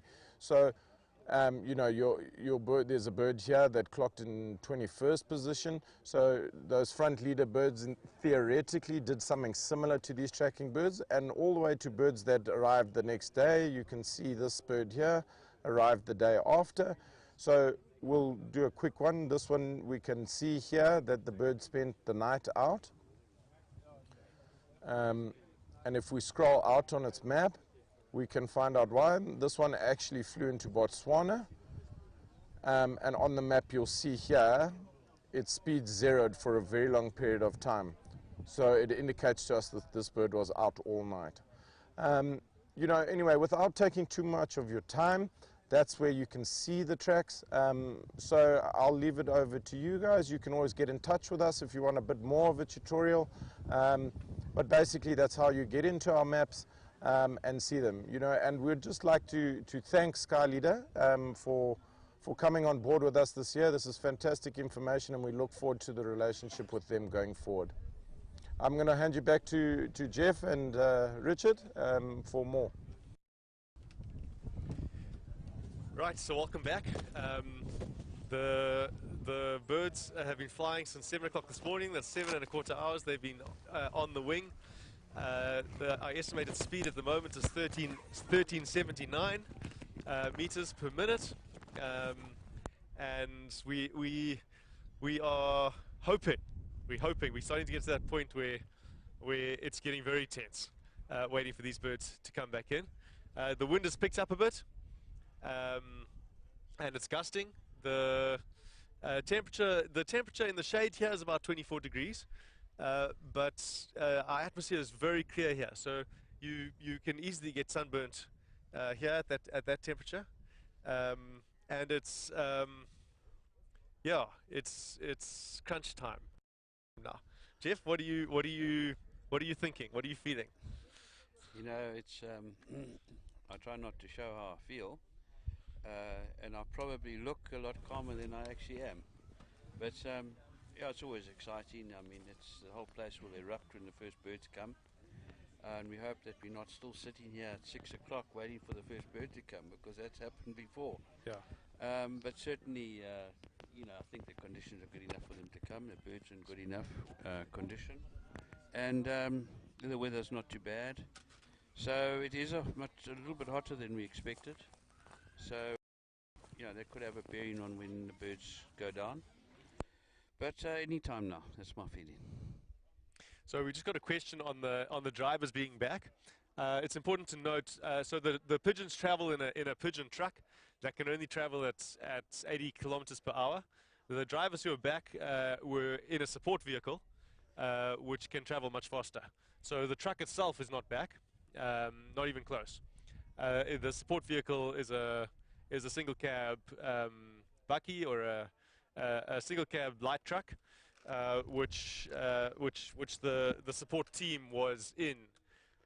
So that's the reason they are back already. So I wanted. And they were speeding. They were most likely speeding. They wanted to be here for the first birds coming in. So I want to chat briefly about the Super Ace. Jeff, you're going to get mic'd up. Dan's got your microphone there. We're gonna get you mic'd up, and I want to chat briefly about the Super Ace while we are. So our top Super Ace scoring bird at the moment is from Millie's Loft. It's a GB bird, and it's got 1,735 points. The 10th bird is Michelle and Michelle, and that's on 1458. Okay, that's Michelle Voters. And Michelle de Becker. Okay, Michelle de Becker. And Michelle Voters. So there's 276 points within the first 10. So the birds that come in now, the first position points for this race is 998 points. Okay, 50th position is 915 points. So there's about 80 points in it from first to 50th in this final. 100th takes you down to 843 points. So 140 points, 150 points from first to 100th. And then 200th to 729. So there's and 300th 642 and 400th 574 points. So there really is everything to win in this Super Ace race. This is the longest race in the Super Ace. It's the race with the most points in the Super Ace. It's the race that counts the most towards the Super Ace scoring. And there's a lot of birds that still have a great chance of doing very well. So if I look down here, the bird in 100th place is Team Klaus, which is on 1,110 points. Okay, the Super Ace scoring, that bird can still beat the first position bird. Yeah, that's provided everyone else comes after 100. Provided everyone else comes after 100. But it can happen. It's there's no guarantees here. And so all the way down to 100th place, even beyond 100th place, it's possible for upsets, for big upsets to happen here. Yeah. The birds that come in at the beginning here have the birds that come in the first 50, first 100 birds here. Especially if they are the only day birds. So we don't know how many day birds we're getting, but there's a severe penalty on second day birds. Against second day birds. Yeah. Yes. Just might be, I think Karen may have alluded to it during her discussion, but everything is now live. The results are live in terms of all the positions, not only positions but Super Ace rankings. As a bird comes in, it'll put you in a position at that point in time, and obviously if a bird that's behind you gains more points, it'll come in front, but it will be uploaded and it will give you the result instantaneously. And if you look at the number of races that are shown, it'll tell you whether the bird has finished the final or not. It will show 5 races there. That's what, 3, 4, 5, no, 4 races. It'll show the 4 races there. If it shows 4, you know that's now scored everything it needs to. It can score. Yeah. So the big excitement is on the Super Ace, scoring the Super Ace positions. Obviously, there's still a lot of money on this race as a standalone. So even if you're not entered in the Super Ace, there's still a lot of prestige and a lot of prize money to be won just by your bird doing very well in the final. even if it wasn't entered in the super race. Ideally, you would want to be entered in the super race because there's a lot of prize money in the super race and a huge amount of prestige on the super race. As it's the way it's calculated is over these longer difficult races. And I think, Richard, it might be opportune at this stage to mention that the format for next year has changed quite a lot in that we're spreading the prize money right down the line. We've got 800, just under 800 prizes next year. Wow.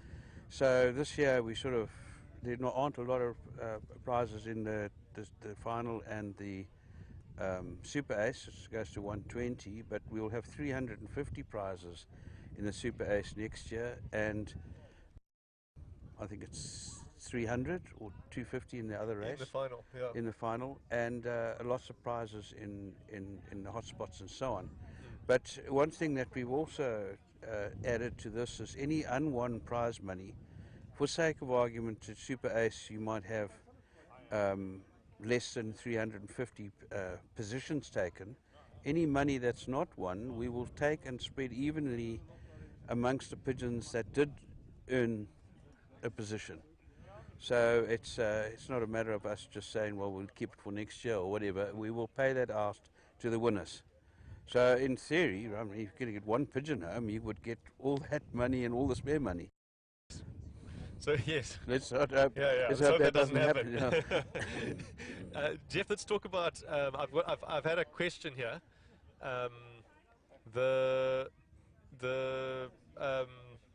After the race, what happens with the birds? So we had a question asking, do they get auctioned, and how does that auction take place? Do you want to talk about that? Yeah, the pigeons are sent to various auction houses. We have a contract with Pippa to take the birds that they want and how many they can actually accommodate, so they have first choice. We send pigeons to other auction houses. It will be well advertised. People will know, where the birds go and so on. And that's, we're trying to cut the time down, and that's why we've been pushing for pedigrees. We really need pedigrees. People want to see how the bird is bred and so on.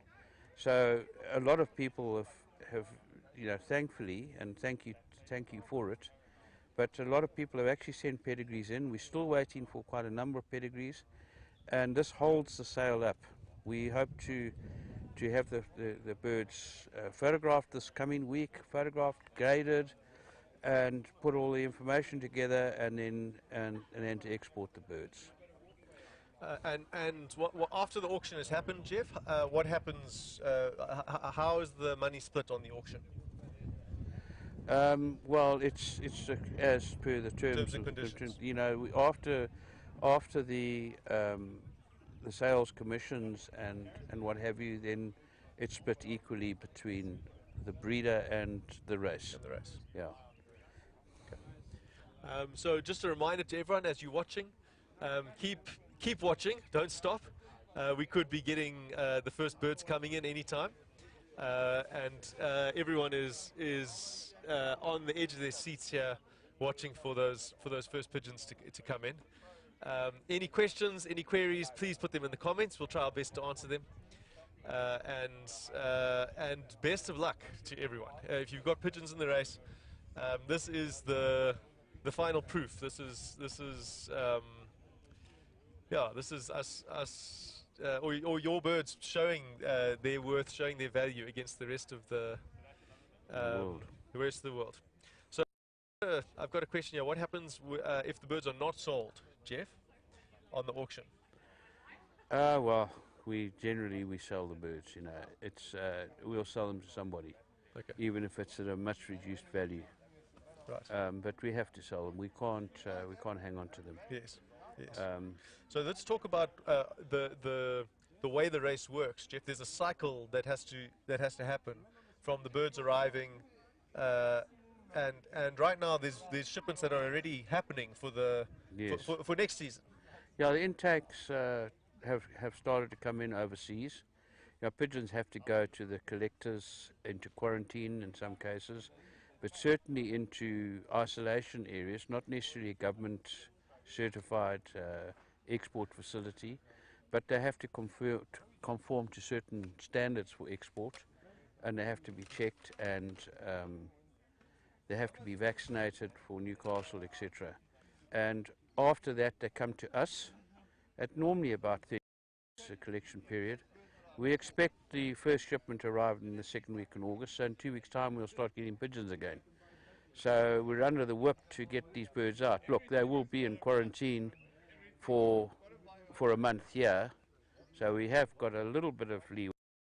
But the loft's got to be empty, and we sterilise it and we leave it standing for a while. It's better for the health aspect of it. And then we'll do a bit of touch-ups and painting and so on. And then that's the cycle that starts again for next year. And we have an intake that goes on from August right through to the beginning of December. During that period, we're breaking the birds in, orientating them, used to the basket and short tosses and so on. And then they'll go through a molt generally. Bird. Right, there's been a shot. This is the first bird coming in, 1340 meters per minute. Okay, this is the first bird coming in at the final of the Victoria Falls World Challenge Pigeon Race. I'm going to shift my seat around a little bit because I want to see this. I want to see this happening. So great excitement. Everyone's on their feet. Everyone is one pigeon is watching. Richard, one bird. There's one. Okay, so it's one bird alone. Sorry, three. Right, 3 birds. 3 birds have come in. That's 3 birds dropped. 3 birds dropped together. We're waiting for them to trap. I'm busy watching the results here, and we want to see what we've got. This is very, very exciting. Everyone is glued to. Everyone's glued to their screens, but the first bird is here. The first birds are here. So they've come in at 1337 meters per minute. What's the screen? Right, everyone's trying to identify their bird. Team Mina Sovic from Slovenia. So the first bird that came in, it's in the super race. It's an active bird. Team Mia Sovic from Slovenia. Well done. Congratulations. Congratulations to Slovenia for the first bird in the final of the Victoria Falls World Challenge Pigeon Race. Birds on the landing board, waiting for them to get trap. those birds in. Come on, just get those birds. Just throw some sand at them. Come on. So there's more birds coming in. That's 1350 meters per minute for these birds that are coming in. 1335 now meters per minute. You want to take? So the birds are tracking. Second bird coming in is Zajil Sara. Third bird, Robel, Michelle, and Patrick. So the second bird is a KSA, is a Saudi bird. And the third bird is a Polish bird. Congratulations. We're seeing a variety of pigeons coming in. A good variety of different birds from different countries.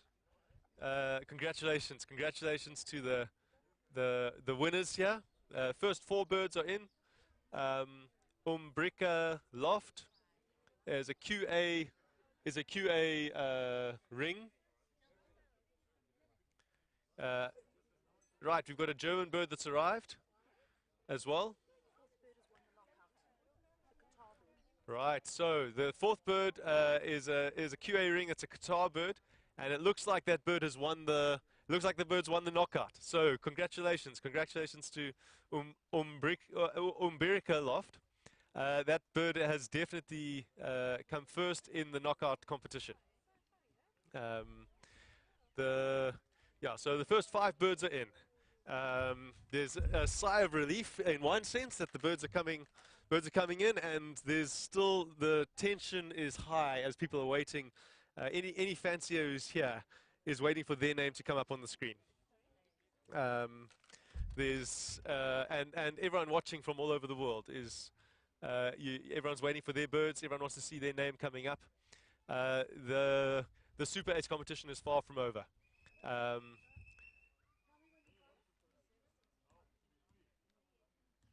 So there's more birds dropping now.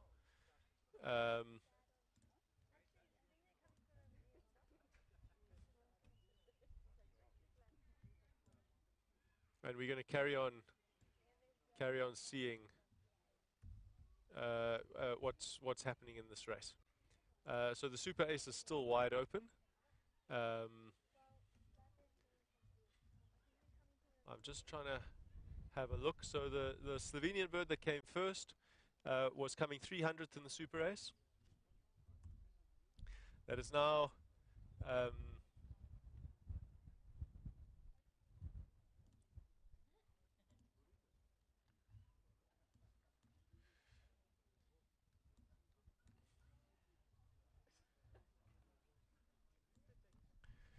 it's now effectively coming first in the Super Ace. There's more birds coming in now.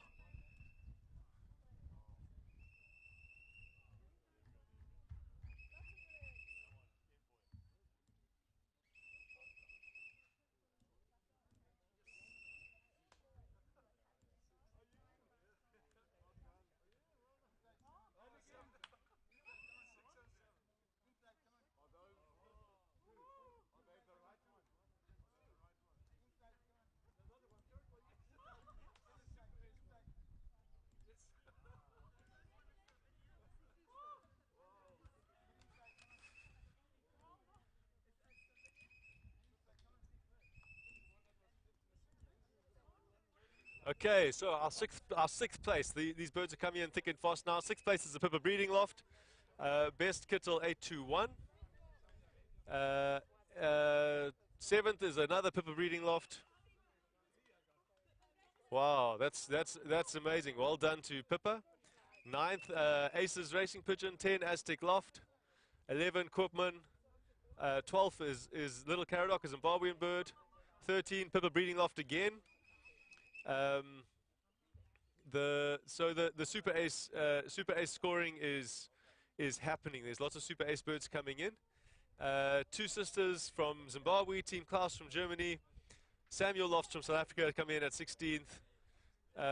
There's a Kuwaiti bird at 17th. Divine Lofts in 18. Mesopotamia Loft at 19 is an American bird. And Kuwait bird at 20. So the first 20 birds are in. Congratulations to the winners. To those coming in at the top of the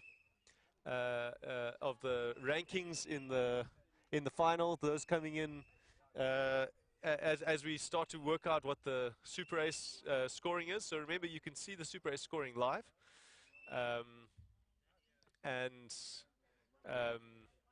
Yeah, you can see live the Super Ace scoring and what's happening with it.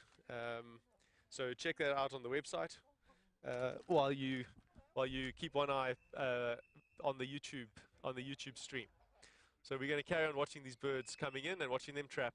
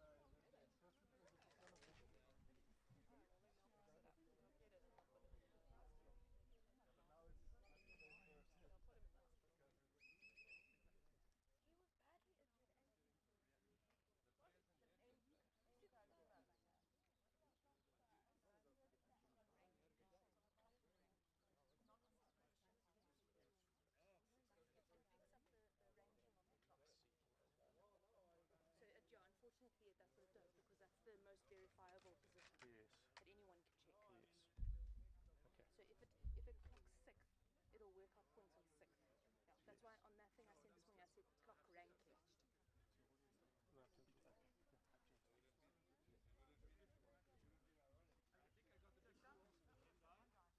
Yeah.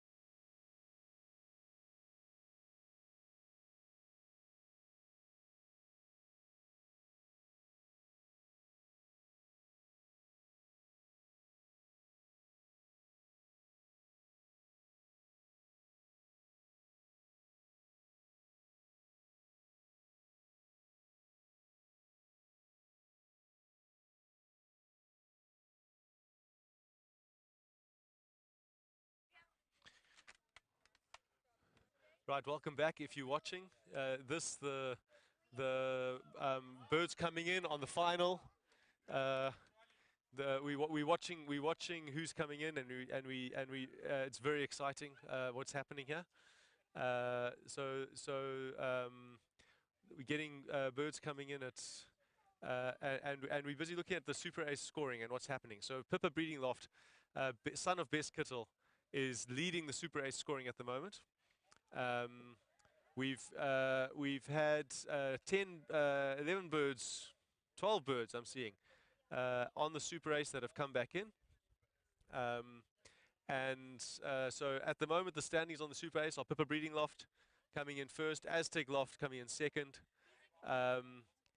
Abdullah Rahman Al Muteri coming in third, and Pippa Breeding Loft again coming in fourth. Lorenzo von Russell coming in fifth, and Koopman Racing Pigeons coming in sixth. But if you can see these results live on the Super Ace scoring on the website. And if you go in and see Millie's Loft, who was leading the Super Ace, is coming in 11th right now with 1735 points. So Millie's Loft needs 700 points, 800 points to top the Pippa Breeding Loft, and we currently for 800 points it needs to come in the top 100 basically, for it still to have a chance at coming in first here. Yeah. So well done to the birds that are coming in.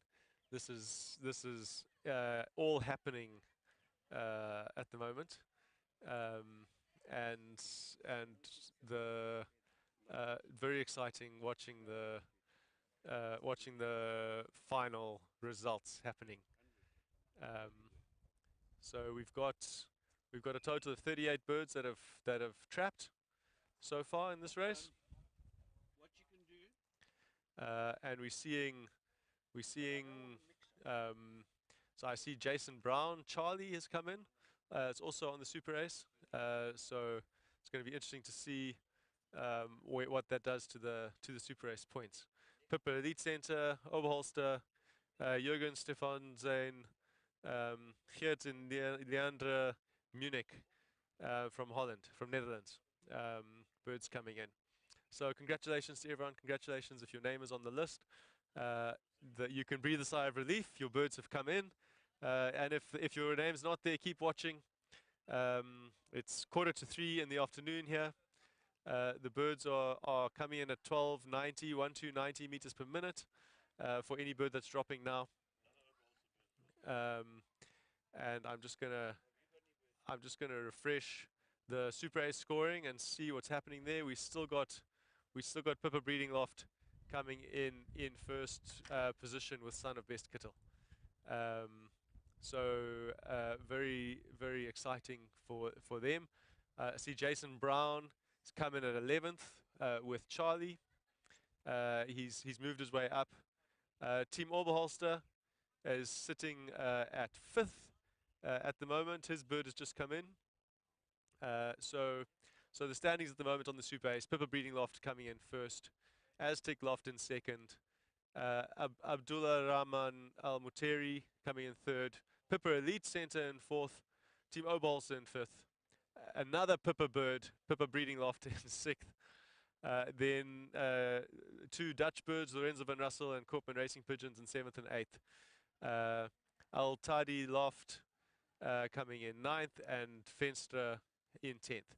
So remember, these standings are not final yet. There's still a chance for birds to push their way into the top of that Super Ace.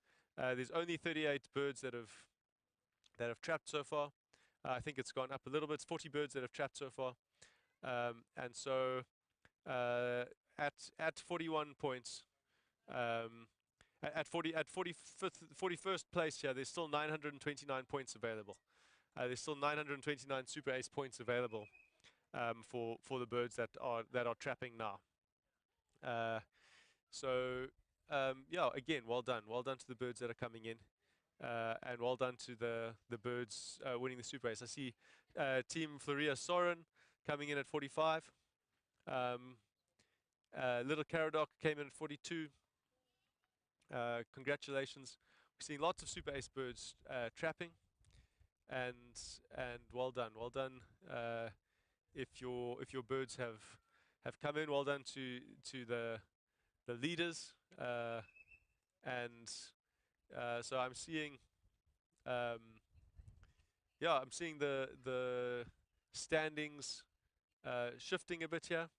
I see Jason Brown's been pushed down to 15, Fenster Pigeons at 14, Altadi Loft at 13, Pippa Breeding at 12. This is on the Super Ace standings. Cisa Puri Farm at 11. That's a new bird that's come in. Corbin Racing Pigeons at 10. Lorenzo Van Russell 9. Pippa Breeding at 8. Overholster at 7. Pippa again at 6 and at 5. And then Abdullah Rahman Muteri at 4. Umbikra Loft coming in at 3. That's a new addition there to that list. Aztec at 2 and Pippa at 1. So we've still got, there's still plenty of birds that so far haven't trapped, plenty of birds that have been doing very well in the Super Ace that haven't trapped yet, and plenty of time for those standings to change. We're sitting on 52 birds back in at the moment. 52 birds gives us 912 Super Ace points still available. 912 Super Ace points still available. So that first position is on 2534 points.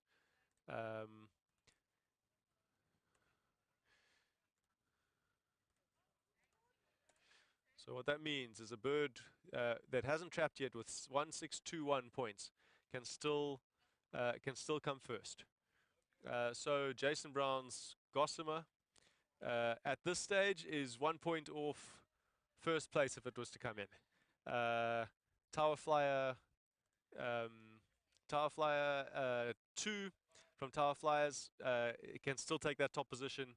Little Laura can still take the top position, and Millie's Loft can still take that top position. So there's 4 birds that can still take that first place. 4 birds that can still take that first place Super Ace spot.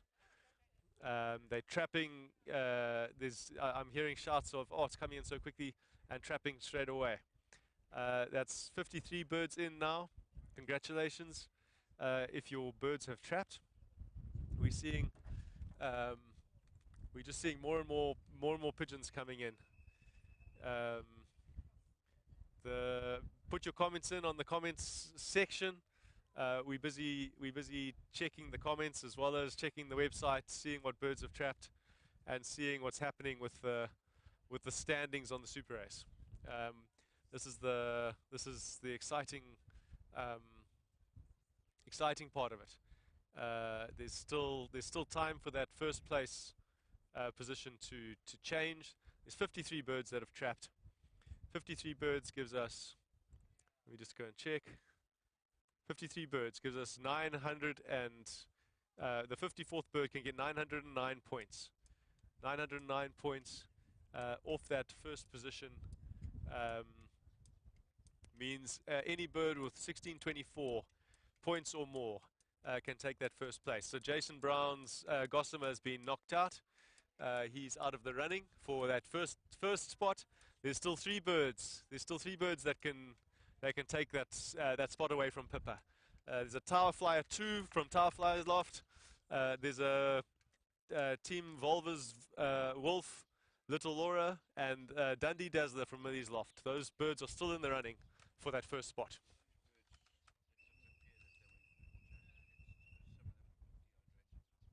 So I'm just hearing from Jeff Armand, the race director, saying they've inspected the first birds that came in, and it would appear that they didn't stop.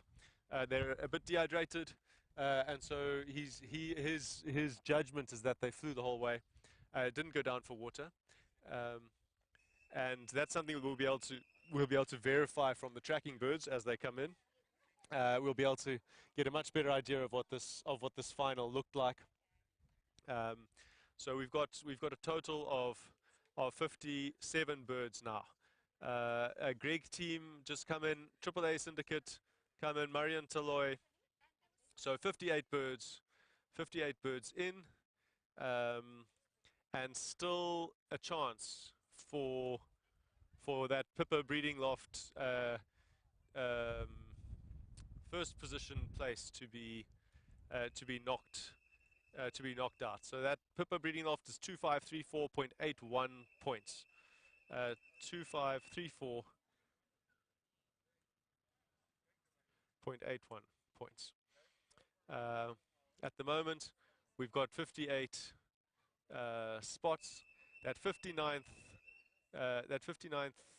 spot is with 901.45 points, which means any bird with 1633 or more can still take that first position. That has knocked the Tower Flyer. That's knocked the Tower Flyer 2 out of the running. They were at 1661. They need 16. Sorry, no, it hasn't. They need 1633. They were at 1661, and anything from 1633 onwards can still take. So there's still 3 birds. There's still 3 birds that are in the running for that first position on the Super Ace. That's the Dundee Dazzler from Millie's Loft, Little Laura from T Volvers and Wolf, and Tower Flyer 2 from Tower Flyer's Loft.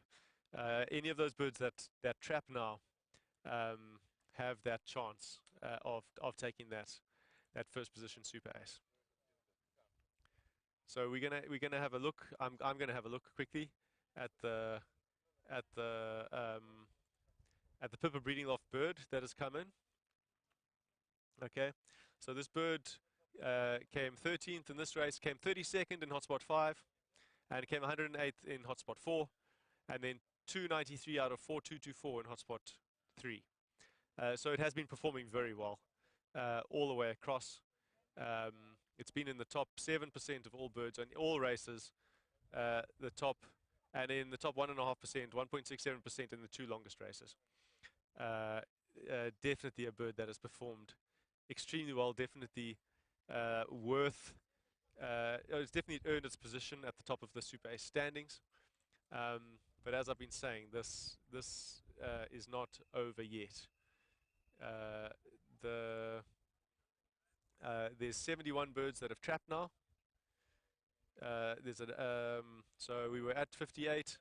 I'm seeing Mountain Lofts, Samuel Lofts, Khalifa, Smithers, MC Daniel, Pippa again, Loft Iron Camera, Team Gasser, Harry van Boxmeer, Rudolf Visser, Henry van Roy, African Warrior at 71, Boschoffs and Diesel, Pippa Elite, African Warrior, Valhalla.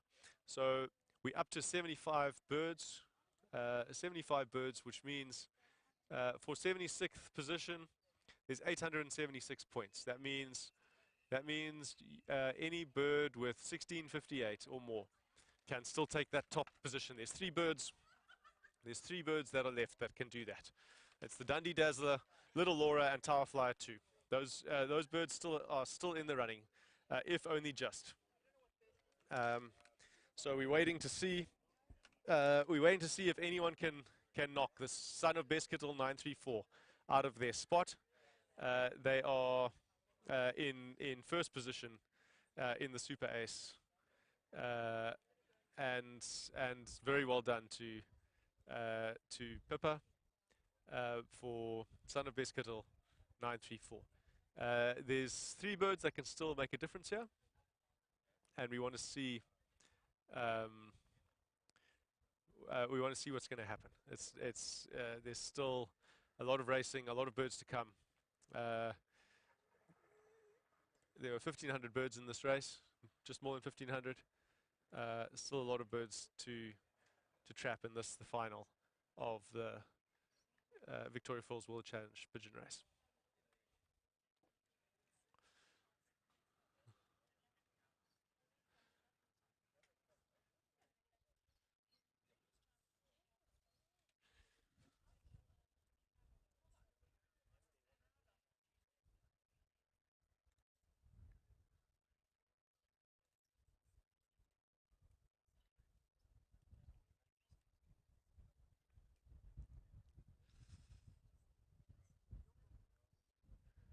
Right, I'm seeing 2 Mjolnir birds have just come in.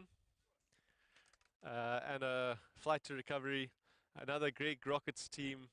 We at 83 positions so far. 83 birds have trapped. That 84th bird is worth 865 points.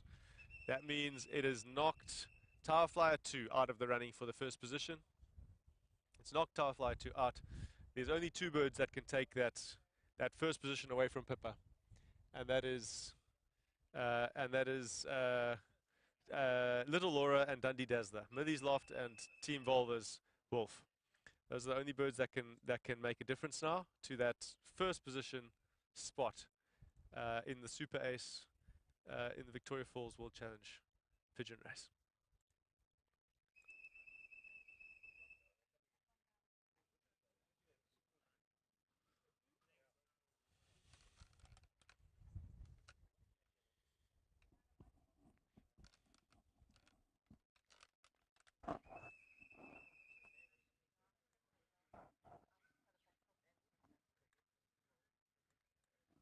So it's 3 o'clock in the afternoon now. Mike McDonald's got a pigeon in, Crusader Racing Pigeons. Pogenpool Lofts from South Africa.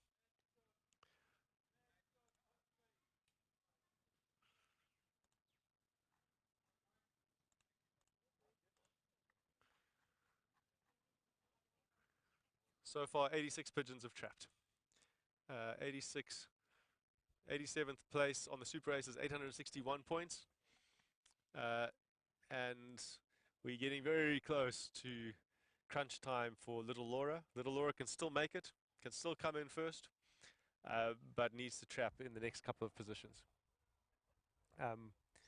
Yeah, there's not much time left for those last two pigeons to make a difference. Some more birds coming in.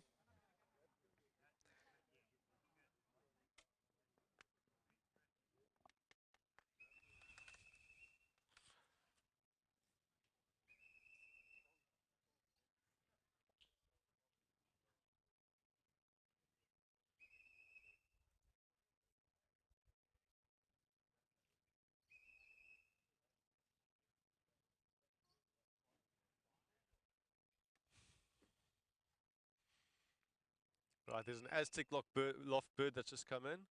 Another one, Panta Chipo. A Yellowma bird, Little Caradoc Lofts, Team Germany. Anton Skonken at 95. I've got a feeling that's the end of the that's the end for Little Laura. Little Laura is out of it. 96 birds in. 96 birds in, and Little Laura is no longer in the running. There's only 1 bird left that can take the Pippa Elite, the Pippa spot in that first position, and that is that Pippa breeding loft spot in the first position, and that bird is. That bird is the Dundee Dazzler, Millie's Loft. That's the last chance. There's 1 bird left that can make a difference here to the final standings, and we're just watching to see if that bird can come in, if it can come in the next few spots. So there's Pippa breeding loft still coming in at first, and congratulations to them. Son of Best Kittle 934.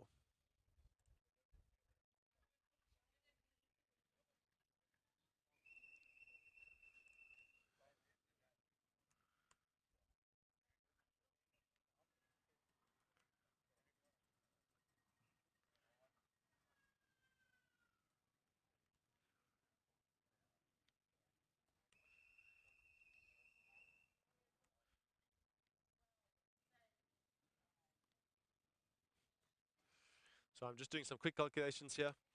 The only bird that can make a difference is the Dundee Dazzler.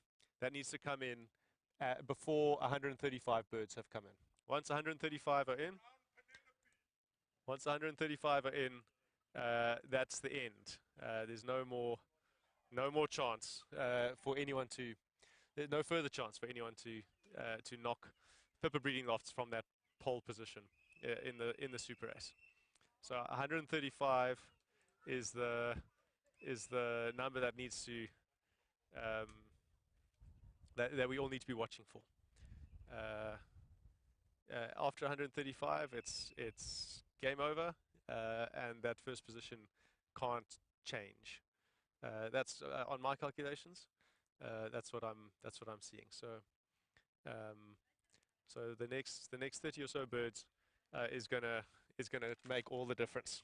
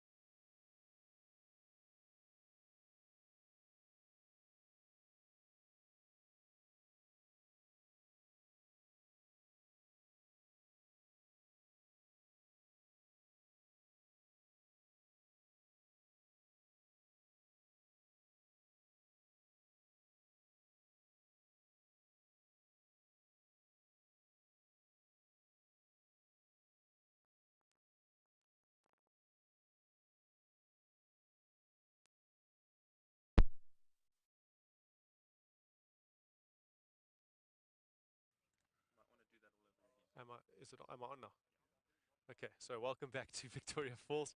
We're having some technical difficulties with my microphone, but a reminder for everyone where we stand. The first position was Team Mia Sovic in this final from Slovenia. Second, Zajal Sara. Third, Robel and Mikhail and Patrick. Fourth, Ambirka Lofts. Fifth team, Siebert, Ulrich Fuchs. Sixth, Pippa Breeding Loft. Seven, Pippa Breeding Loft. Ninth position, Aces Racing. And 10th, Aztec Loft. Well, congratulations. Congratulations to those birds coming in at the top of this race. And a reminder that the Super Ace is still running. It's being led at the moment by Pippa Breeding Loft. And then Aztec Loft. That Pippa Breeding Loft bird is 2,534 points in the Super Ace, and there's only a few birds left.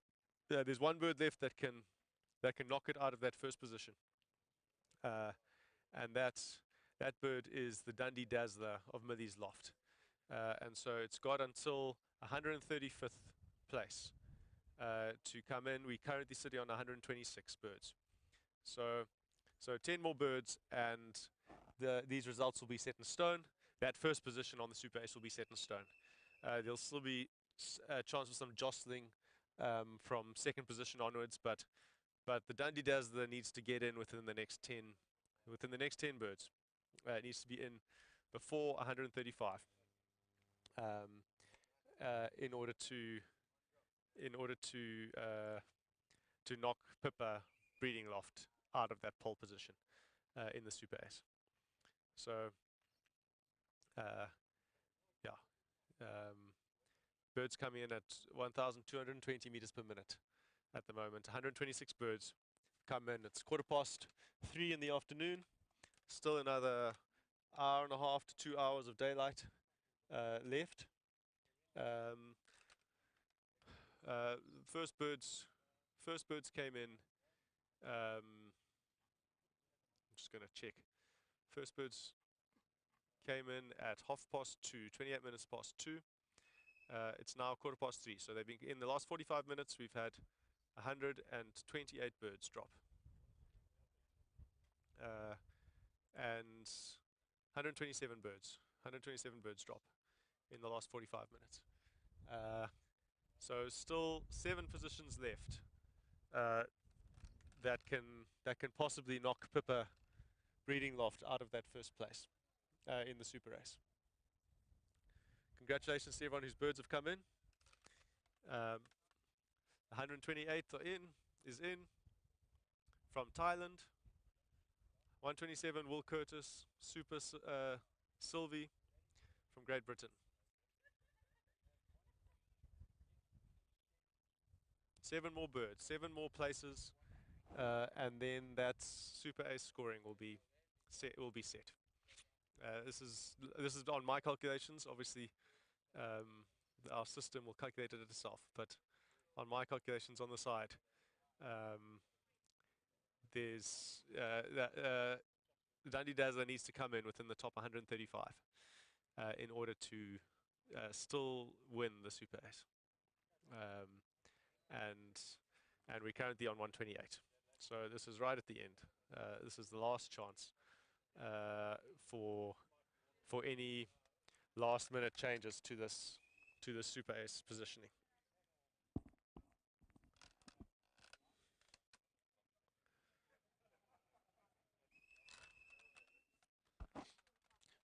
More birds coming in. Another 3 birds have dropped and are trapping now.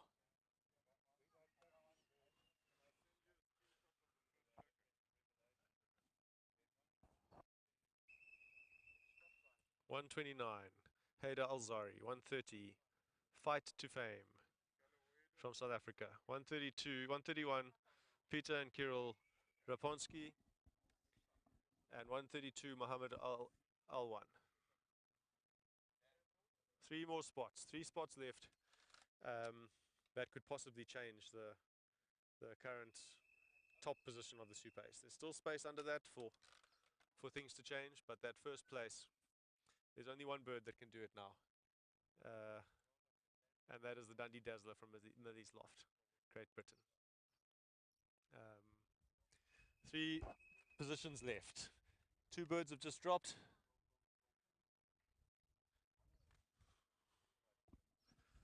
Right, 133, Klaus Woesterfeld from Germany. 134 is a reserve bird. That's it. Fighting Irish and Alwatri Loft. That's it. So, congratulations to Pippa. No one else can take that position off them. And they have won the Super Ace. So Super Ace has been won by Pippa Breeding Loft, but son of Best Kittle 934. And Hotspot, not Hotspot, for the final in the Victoria Falls World Challenge Pigeon Race, won by Team Mia Sovic. Pigeon from Slovenia, Pigeon Barbara S. So congratulations to Barbara S. Congratulations to son of Best Kittle 934.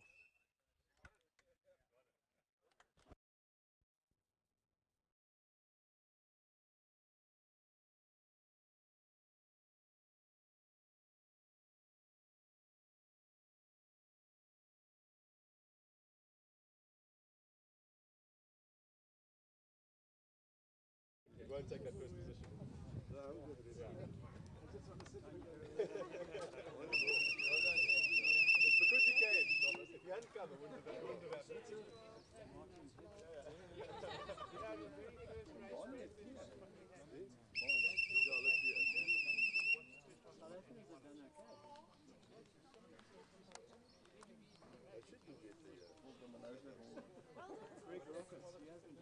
I got a good reaction coming up.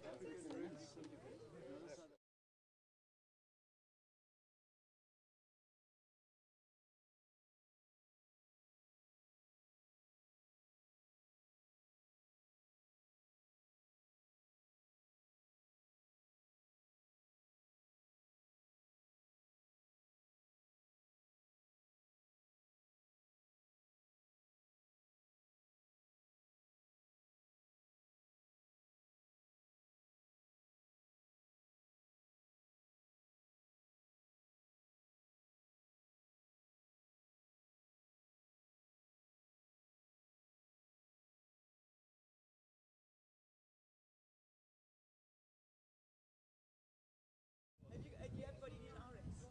So next week.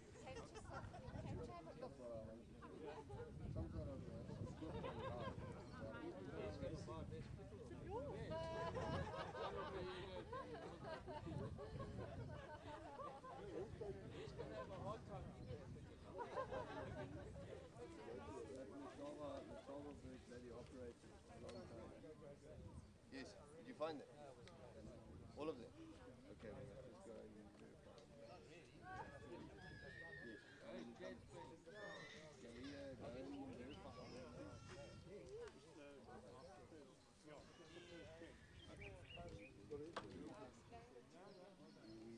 do it on this system? We're just going to have to go with the yeah. What am I doing? Just checking the numbers. Detail on the ring.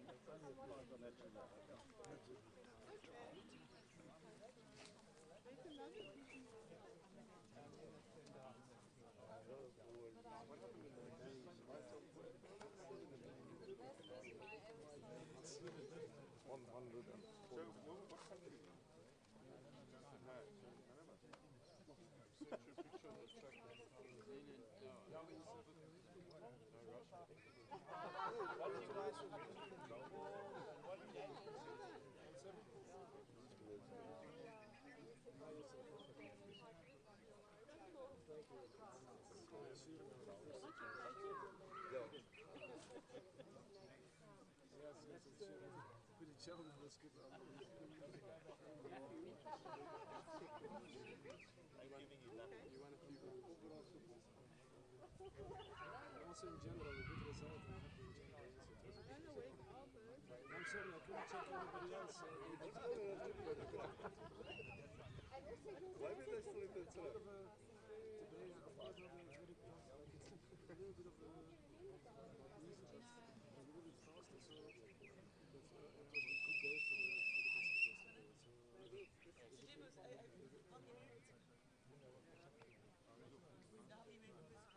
The one from Kuwait. Yeah, also 26 or 146. Thank you. Thank you. And for you? No, nothing. I have a different number. No problem.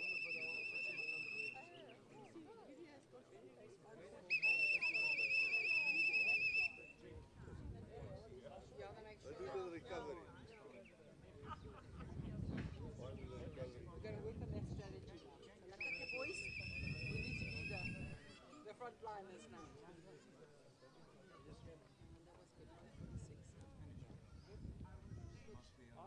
a few South Africans were in the first top. That's why I tell you. Just next time you ship your barbecue chips in. Yeah. One love, Steve. Serious?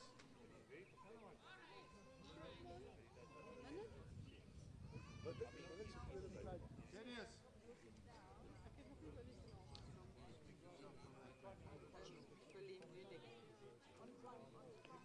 City of Kings, Chickson. City of Kings, that's obviously a way up.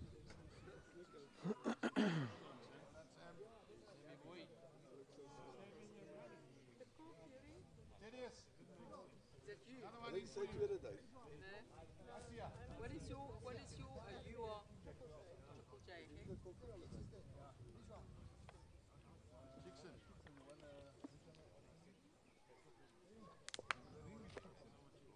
Adam.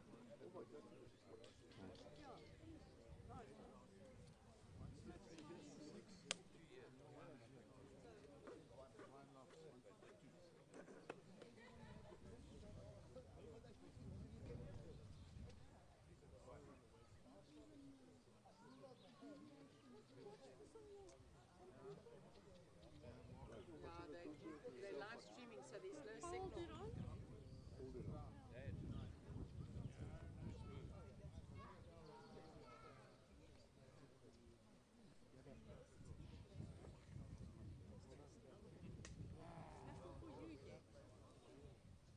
What is yours? Flying lady. Okay.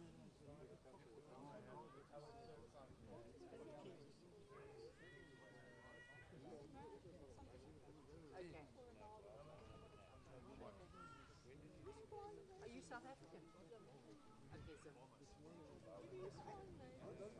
so. Flying ladies and big ladies.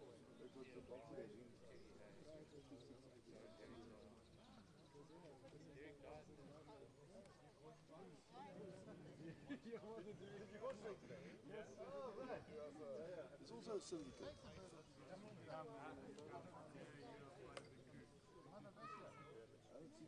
I think we need you in front of the rock. Okay, the next batch is the next batch. Jason's still got 40 positions.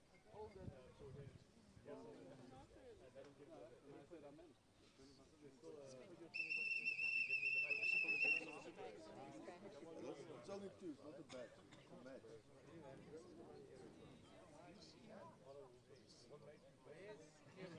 Remember I told you, Gabby, came and said hello to me.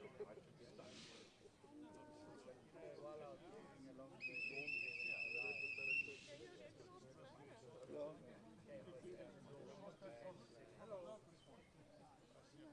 Did you check? Did you pick up a ticket? No, I'm not allowed. I never all That's one of yours. Ja. Alleen die dochtertje en dochtertjes is.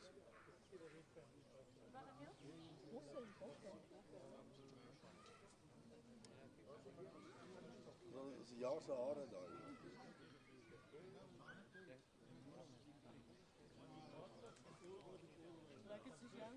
When it's a buzz, it's the blue one, it's a video. Check it. But it's going to be top 200. Hier, twee.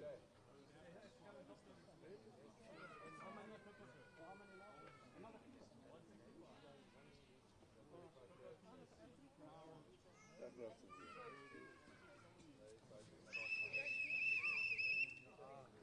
Close enough.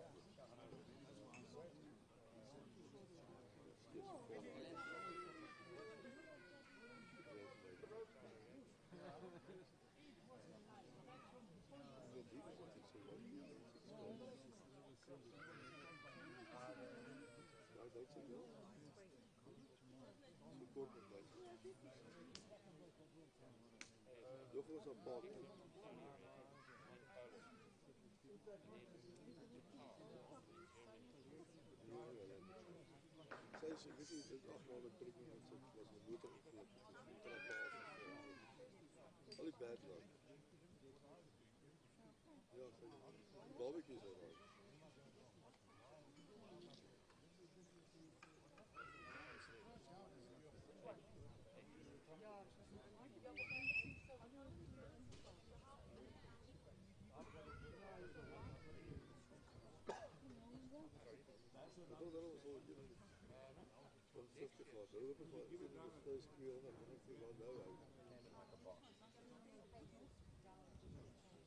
This year, it's 120. Next year, Dat was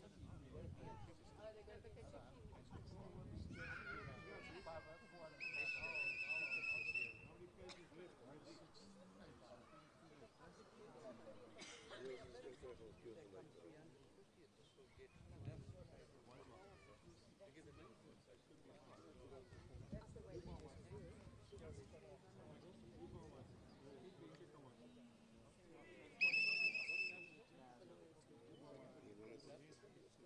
31.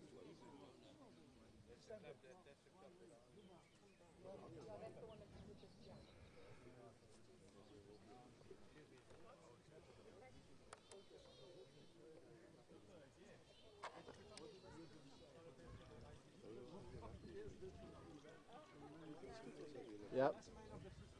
These guys. Yeah. It was outside of 120. That's what we up top 50.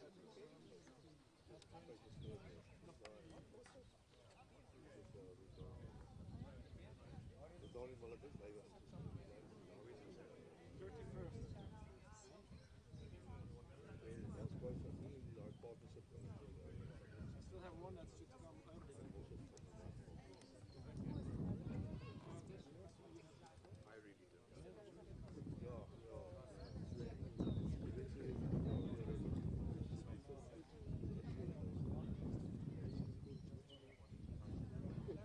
There's a customer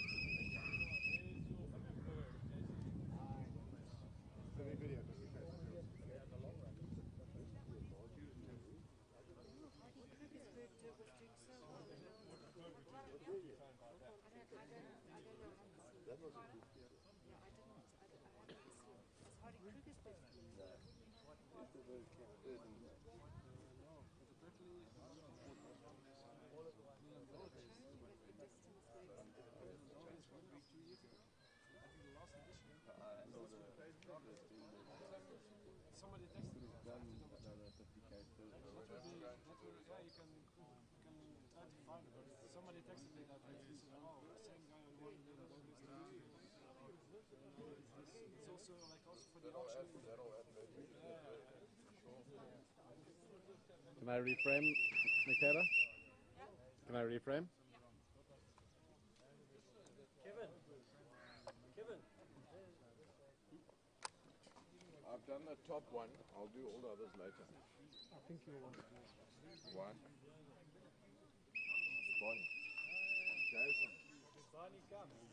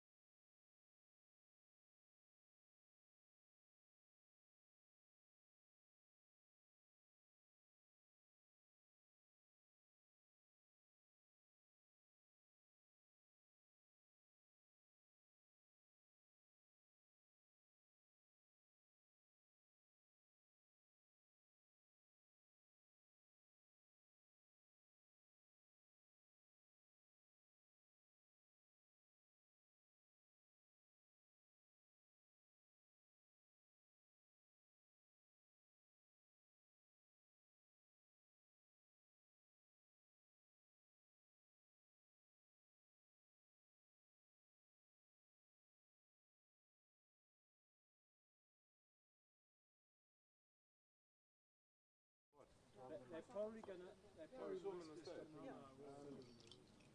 so we're going to see a lot of birds after We that. spoke to him. Remember we sent him a certificate especially? Yes, Yeah, he's the real estate guy. You owned that thing. And he came up with his neck here one year just before Christmas. Yes.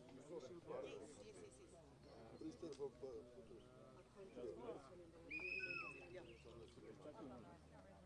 Watch, we're going to start getting a lot of birds now, because if that second tracker didn't stop, it's come all the way through.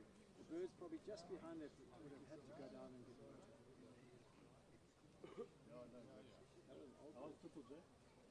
Triple J is, I'm going to open the gate for him. Open the top. You must send him a GPS. No, nothing yet. All my customers. Catherine Cooper, these are the long-range birding experts in England.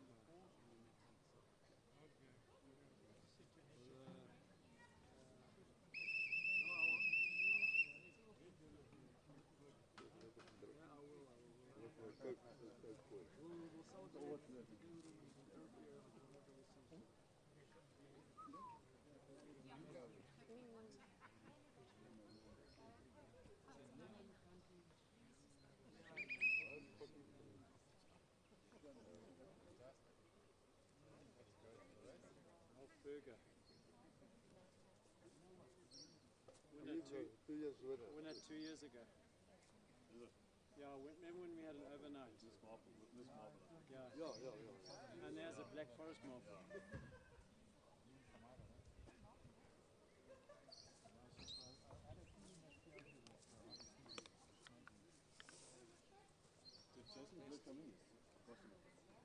No. Still nothing. If he's in the top 200, he'll take third place to bird. In the top 200, are there 200 yet? No, not yet. But 7 places will still be third place. Well, there's a couple of reserves. So it will be top 200 clock. See. Top 200. No. Top 200. So there's a couple of reserves, about 3, I think. I'm not sure if it's 3 or 2. Definitely 2. 4 reserves. Really? Yeah. So you can go to 204. Yeah, it just shows you that. And the bird probably had no form whatsoever.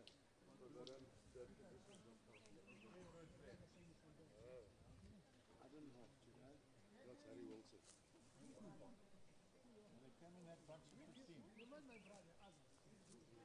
Oh, there's a bird on the roof.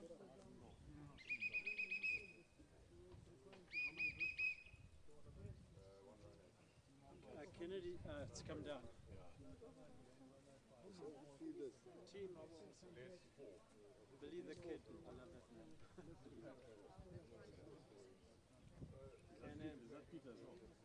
No, they're the same team. Keely is staying here, Fiji is staying, but they're not family, but both say they are. 2 more birds. Bosman's bird. Haven't had the airs here. I'm sure I saw a yellow ball yesterday. Yeah, I was driving there towards, and I saw, hey, that's a yellow ball. Come on. But the thing is now, if you look at this, bells on the wings with the outstretched. T-Mobile also That bird one that didn't. But what's interesting over time in racing Can-Am is John everybody is Nelson. At what limit under these conditions does Nelson stop? That's him and his wife, Canada and America. Okay. It's not cold. 6. No, he was the shipper. He was the shipper there, the agent, so he got so many years. Another reserve bird. Did that red go in? We've already passed the south. Team Jassim. Yes, 1801. We've got GPS watch there.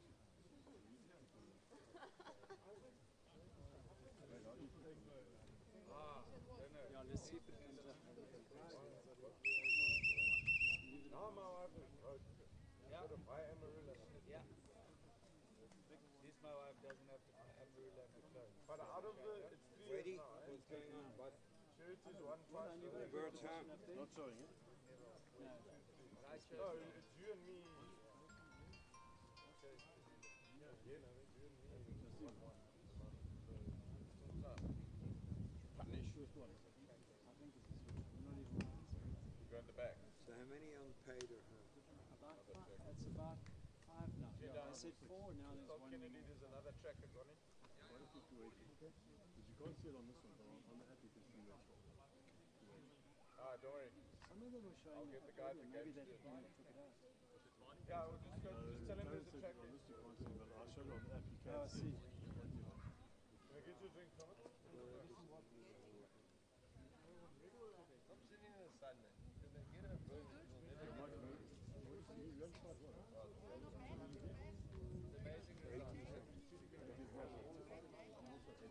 Then where's Kennedy? That's my second team. Second? My best friend. Ah. I didn't even get my You're going to only have a beer. I mean, that pigeon there wouldn't even make the first bunch in the long. Maybe you should send the best bunch out. You'll be first to 200. And then no one else will have a chance. If I get 10 today. I mean, we flew 600 last weekend. And got 40 in 10 minutes. The publicity and the marketing related to that is so much bigger than that. So it's different, that's why different races. Some more and more birds, because if they do well, they build their name. So that's Slowing down now. sort of. Now the birds that have gone down are probably resting. The birds that are they're resting, they've gone for water and they're just going to rob it for half an hour. We had one family that was really. We're going to start flying there Sunday. I'm going to get a. The problem is We've spoken to the batteries. I don't know, it's just possible. Good birds. Or we fly them to Lusaka. We used to do that. Oh, you fly them. And then we can fly them to Angola. What would you just have like We've Victoria got Falls and then a couple of. No, nothing to. We put them on the plane from. But what about your Congratulations. No, you have to go through Kruger. If Millie's That's the line of flight. Millie's loft only needs to come 256. So you're going to drive to Aurora and then down to Bermuda? It only needs 671. Angola gives us 500 miles. That's 200. Which is a bit short. Obviously, We need to get up on the eastern side. You know that point of Zambia that goes up into Malawi? There's the roads there. You've been that one. Staffy. But I mean, we're putting another Staffy pup there, and that's where it's going. Is it a hunting area or a farming area? Okay. So there is road. Maybe I'll send the truck there. So Thomas is taken for one. Yeah. Millie's loft, that's the first bird that's the bird that's Then you can join us.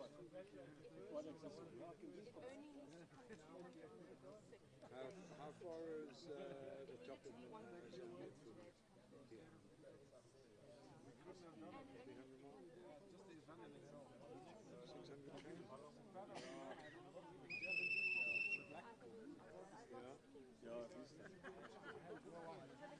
Angola we crossed 300 miles for us. To win it here and it's not somewhere else. It feels so. Lusaka is 500 km.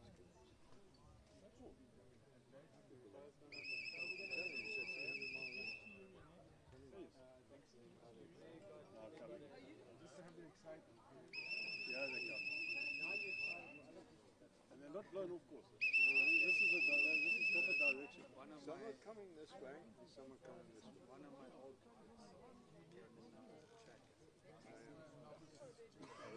How do you know that it's a tracker?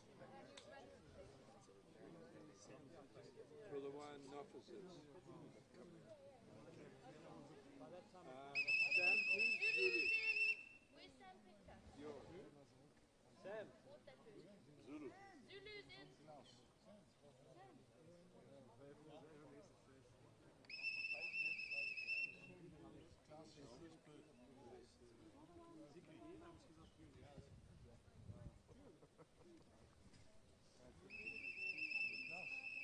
Yeah, so Ndola asked us 500 miles.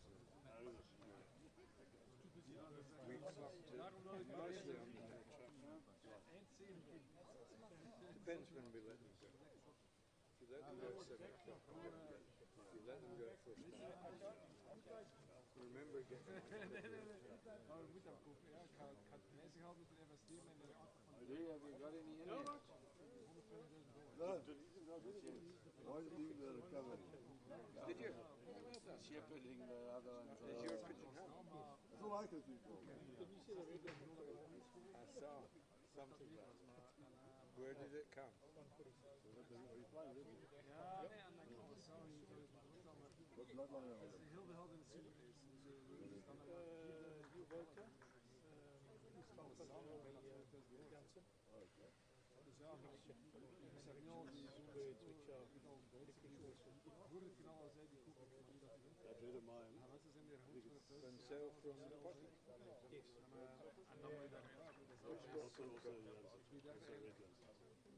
Yes. En dan moet je daarin. Also, Ja, Joost. Was that your pigeon? That was a nice pigeon. Zoals wij kweken met de duivels, kan je daar gewoon 100 euro voor zetten. Oh, nee, she's going to be unpleased to herself. you got one earlier. She got one earlier. You'll get it. 21st. 80 something. That's all right. You're going to get, did you get prize money? Yes, Kitzel. Yeah, I saw it. Yeah, you did. And how many of your birds were in? One. Just one? Oh, that's right. How many have you got? Just one. That's okay.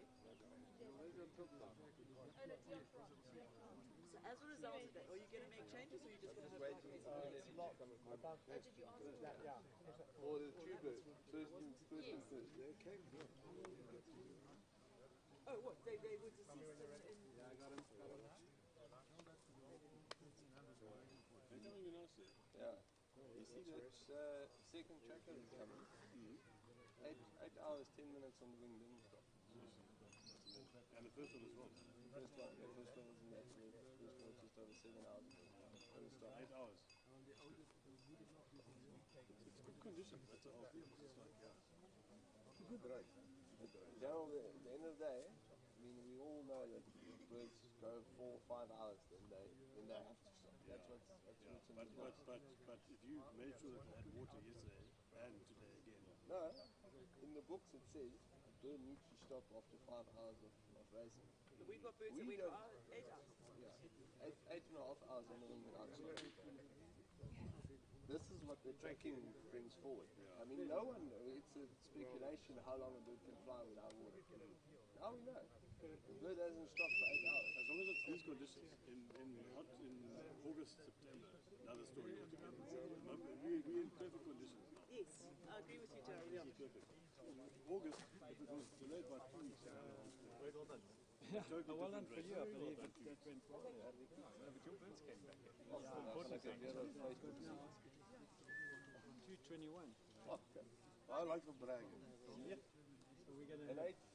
the king made a Because they will go down and rest. And some of them... A lot of them will be down now, eh? Oh yeah, they'll be down now. And they're going to stay down or they'll come back in? Some of them will stay down for half an hour and then go. Others will just... And then they'll wake up in the morning and say, we better get home. Okay, dis verseker jy bemarking. 221 birds is in and al buite. So, Did you enjoy it? nice Did you week. All the nations have come back. The top You're a natural. Jy kan al te lang. it looks like it's absolutely So daar is het hier de turf te doen. Goed bij kaart. I say, no, that's not what I Obviously there was a undercut. met hom by halfstap en sien dit nie gesien nie.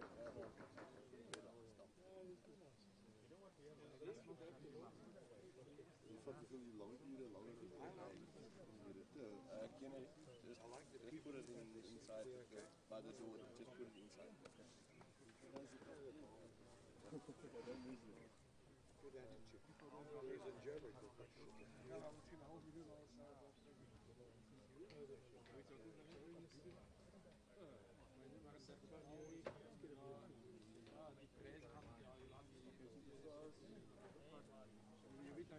Come on. Oh, there we go.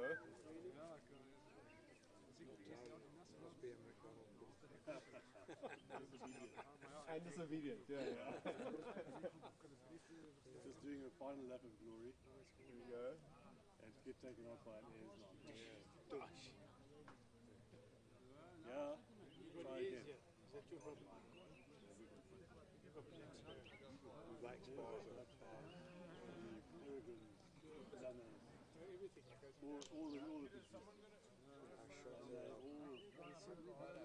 They all like pigeons. They all love pigeons. They're all increasing in velocity. With my 38 special. They've been training. They're practicing with chasing pigeons. I've got them.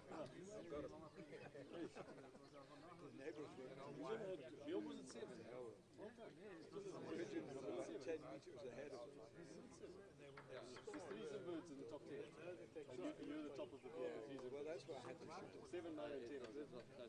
That's Anna from Dion Toronto came in at number 10. Millie's loft only has to clock to 56 to be second in Super Ace. Who's Not coming first in yet. Super Ace, Karen? Thomas is one, definitely. Who's Thomas? Pippa breeding loft. It was The coming. blonde bombshell over It was coming 5th or 6th in Super Ace, and then clocked 13. Where's he from? Sorry.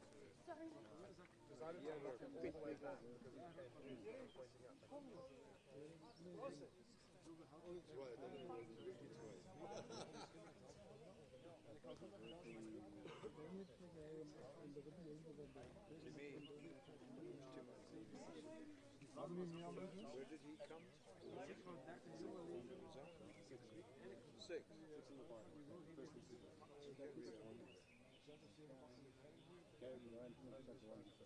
6. The leader of the Super 8 on a veteran. He came 8th.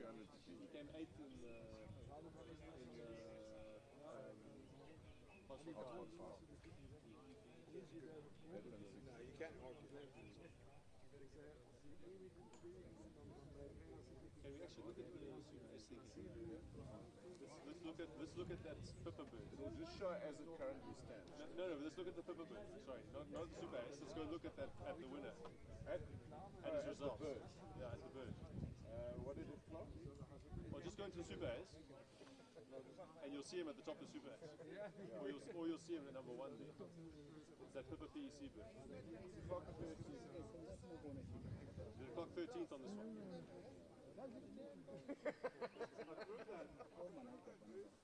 No. Is it? Not. Oh, you're right. Yeah, you're right. It is. Best, 934. Yeah. So he had one at 6.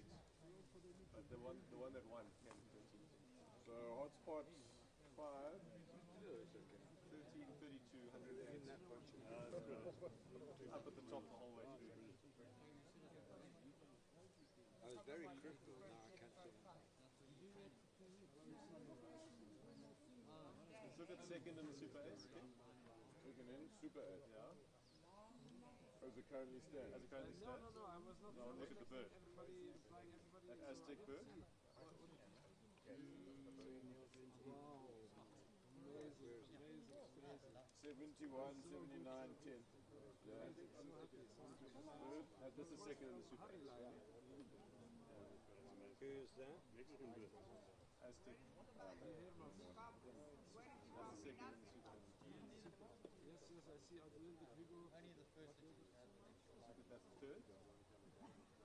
Where is that? Is that Kuwait? Saudi Arabia. Qatar. Oh, Qatar. 41, 46, 29. Yes, I think in the range rules. But it didn't do. If it had done better in that hotspot speed. Where's my bird? I can ask you. I don't know. Yeah. What do you want